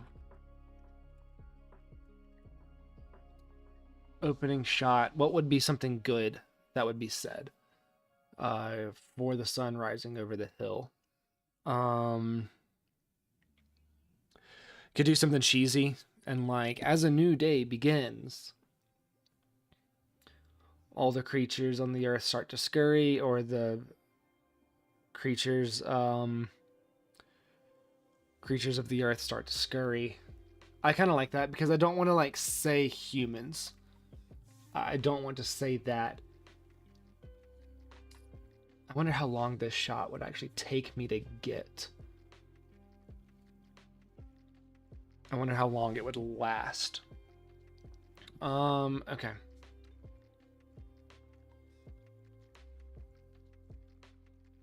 So we are gonna do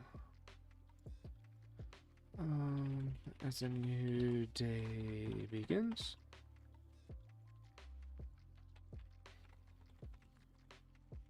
Begin to scurry and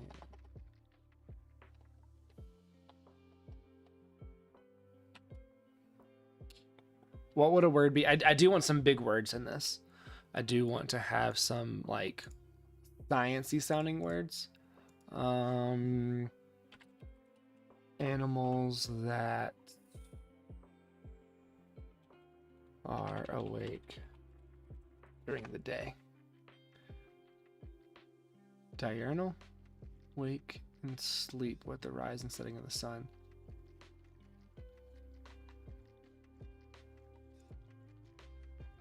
Diurnal animals?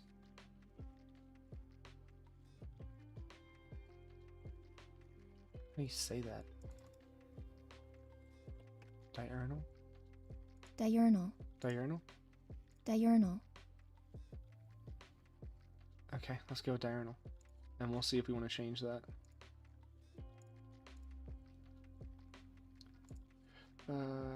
Diurnal. Oop.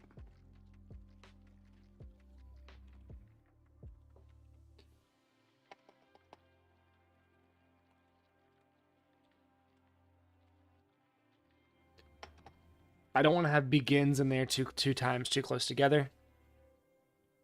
As a new day begins, diurnal creatures. I don't want to say like begin to scurry at the start of their day. I don't want to say start to scurry at the beginning of their day.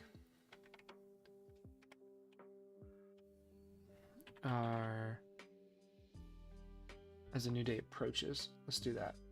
Let's do that as a new day approaches.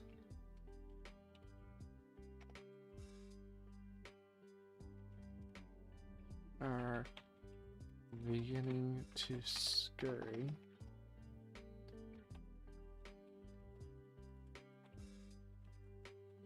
And start their day. Cut to shot of humans walking in downtown. Walking around downtown. Crosswalk shot. And even if I don't get that in the morning, I feel like I could get that in like the afternoon and it would still be fine.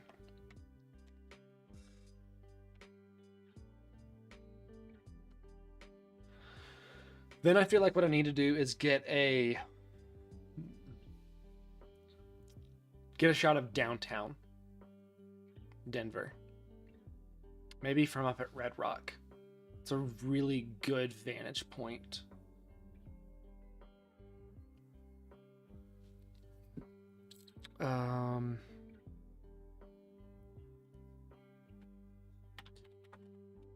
Shot of downtown Denver, downtown from Red Rocks.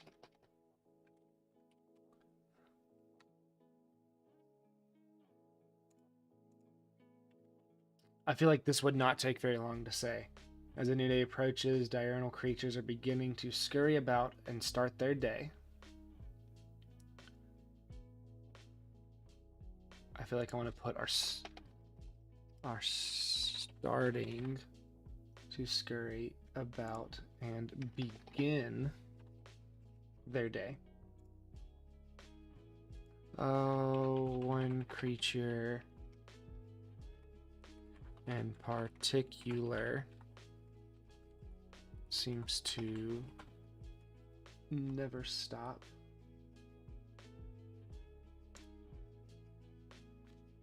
I'm not even going to put diurnal. I'm just going to put some creatures are starting to scurry about and begin their day. One creature in particular One creature in particular seems to never stop.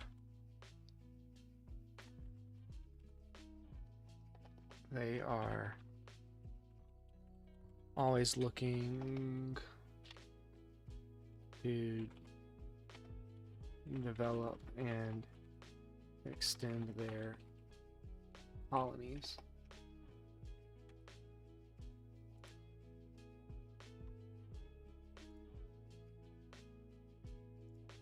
One creature in particular seems to never stop. They are always looking to develop and extend their colonies. Then cut to the next shot of humans walking. So we're gonna put numbers here.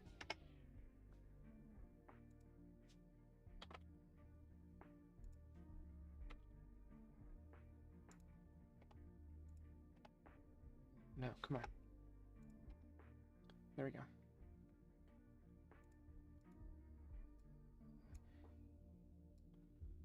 We're gonna do shot 1, shot 2. I always put a space before my semicolons or colon. I don't know which one that is. I can never remember. It's been a while since I've been in school. Okay. Shot 2. This creature. These creatures.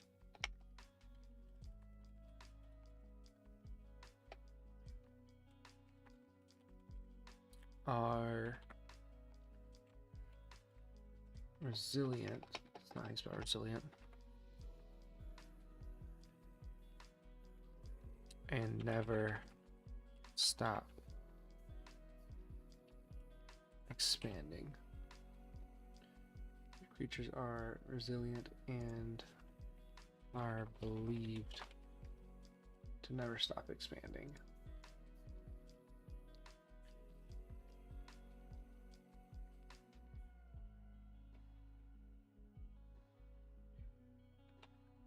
Even at the detriment to other species.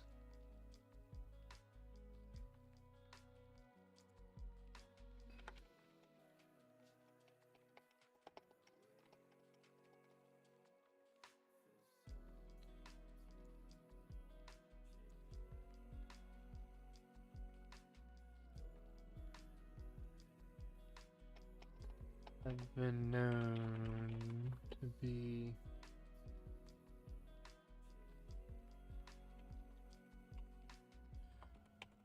living in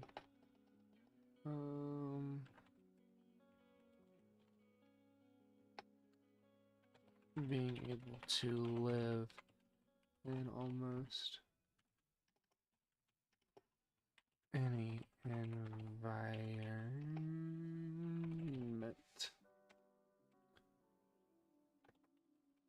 They never, because of this, they seem to, they expand their colonies indefinitely, even at the detriment of to other species. Okay, I think that we can fit all of that in. I think that we can fit all of that.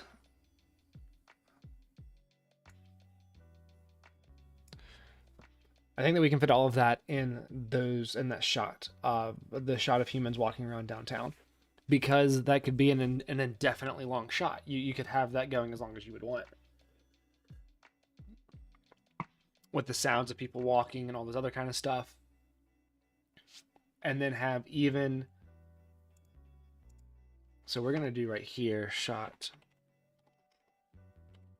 3. and have shot of downtown from Red Rocks, where you can see how expansive the greater Denver metropolitan area is.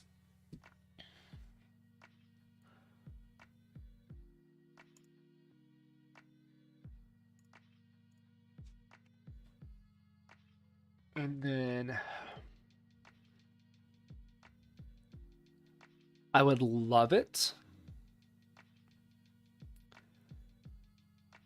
if I could get a shot of mule deers at Red Rock.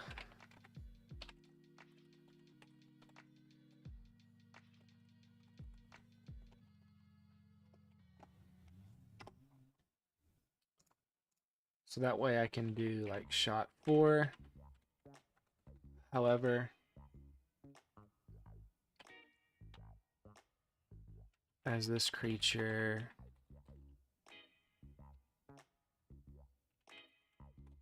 continues to expand, others have found a way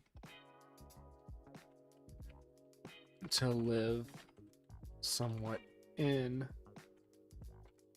the colonies. Somewhat with these creatures. And do a shot of mule deer at Red Rocks. If you've never been to Red Rocks is beautiful. It's amazing. It's an amphitheater. It's gorgeous, and like it's actually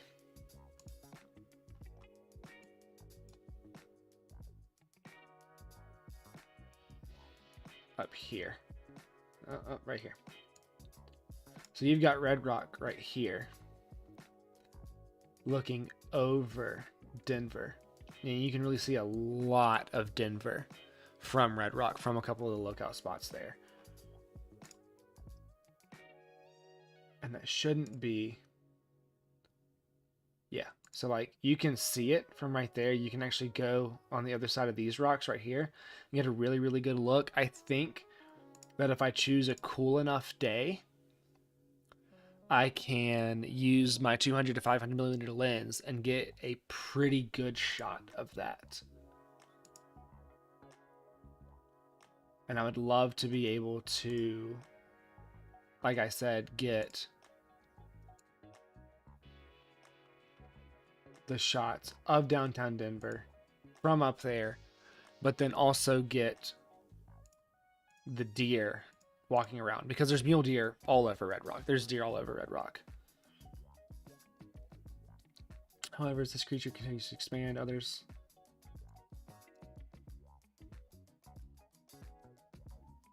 have found a way to live somewhat with these creatures. Expand. Take land.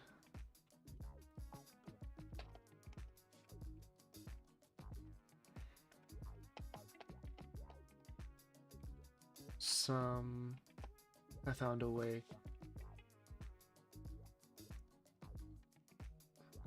and continues to expand.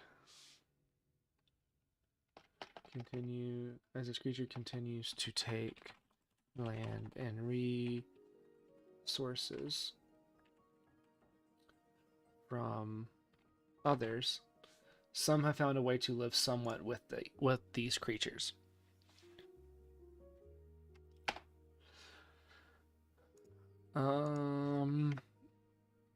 Five.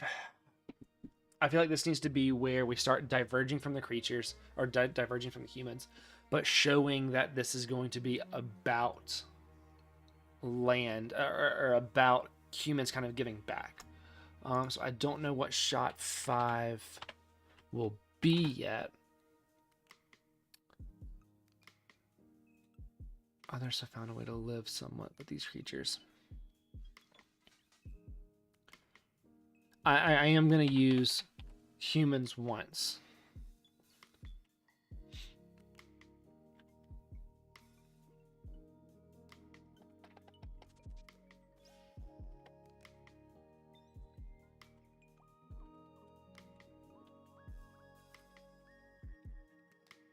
Giving land and resources back to other creatures in a hope that they can repair of the damage done.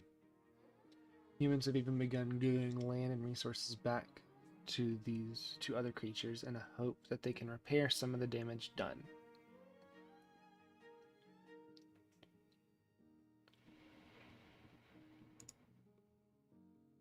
Maybe I could get a sign of, or maybe I could get a shot of like a deer walking in front of a sign. Oh no, actually, I think that I might be able to get a video of bison at Genesee, and in the back you can see like the ranch and everything. Like you can see like where they keep supplies and stuff. So shot 5 is gonna be oh, camera went out.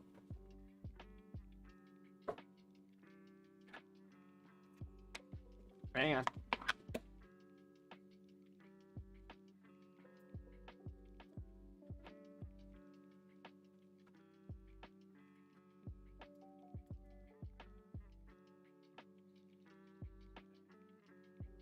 Get there.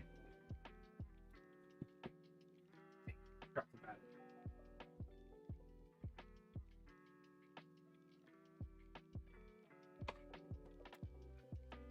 Okay.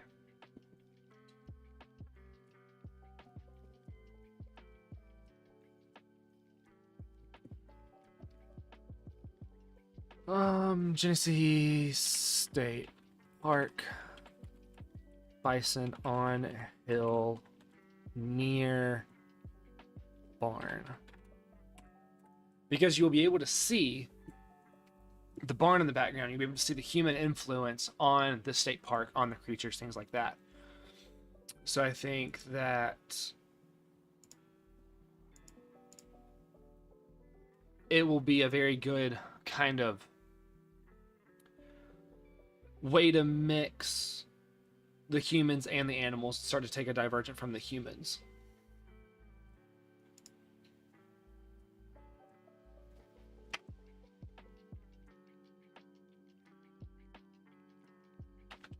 Some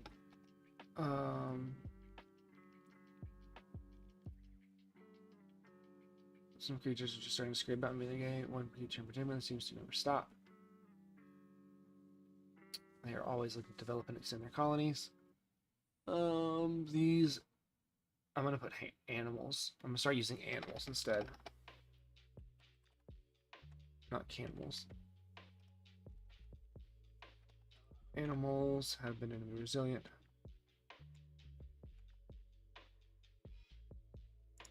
Even at the detriment of other animals, of others. However, as this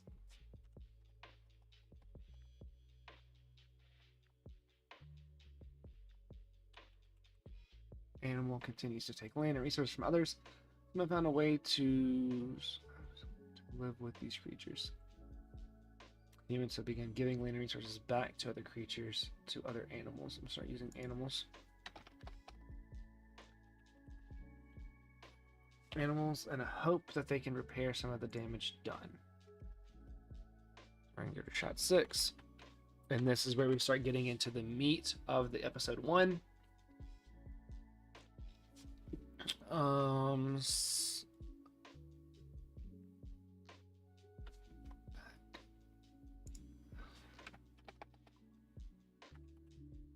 Some animals. Others have taken it back from the humans. And we're going to do shot 6 is going to be a prairie dog coming out of the mound.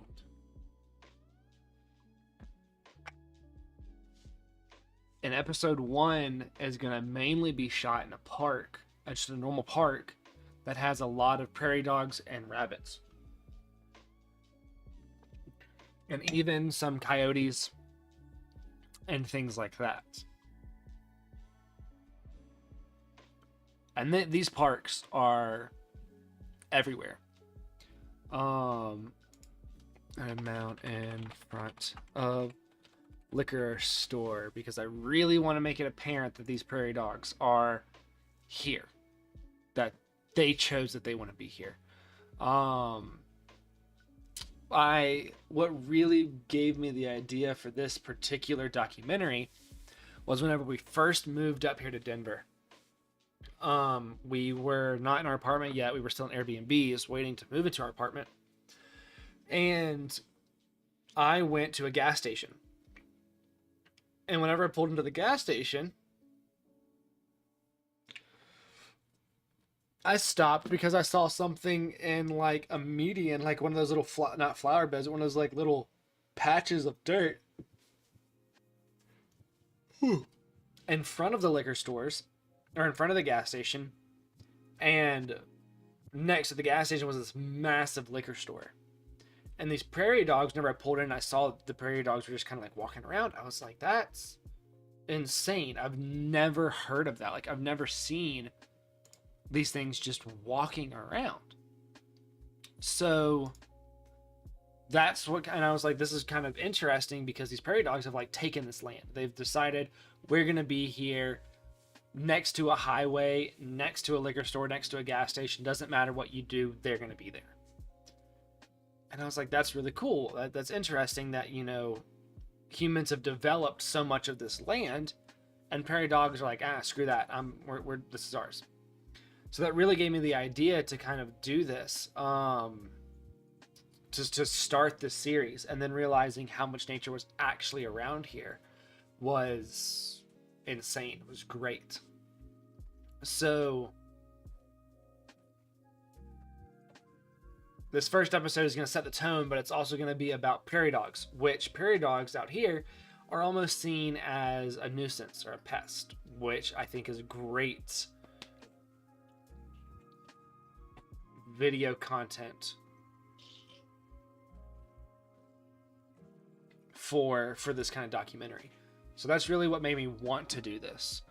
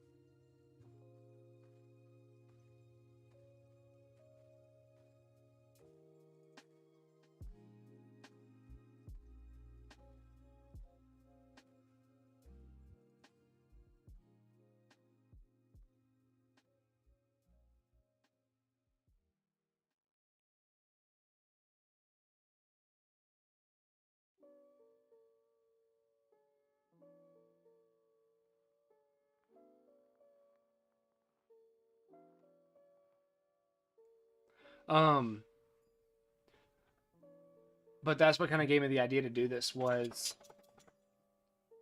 seeing those prairie dogs take back the land. Humans didn't get to decide or anything like that.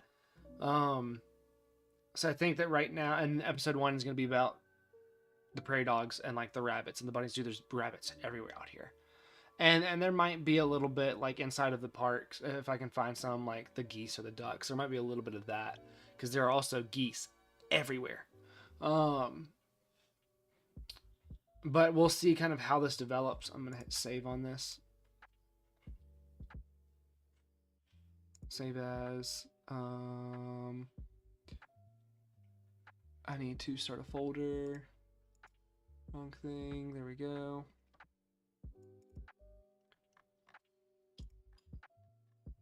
Oh, Jesus. Come on. Where are you? There we go.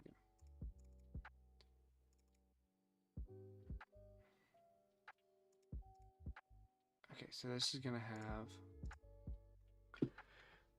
nature,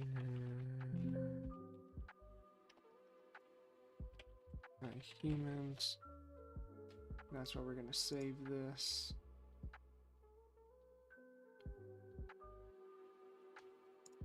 Browser location.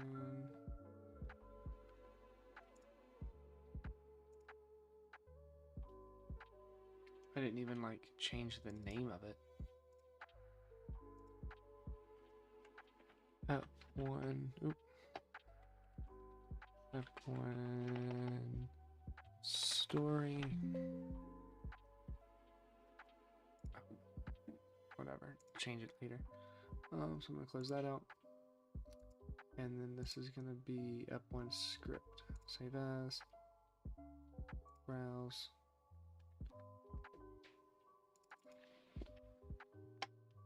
F1 script.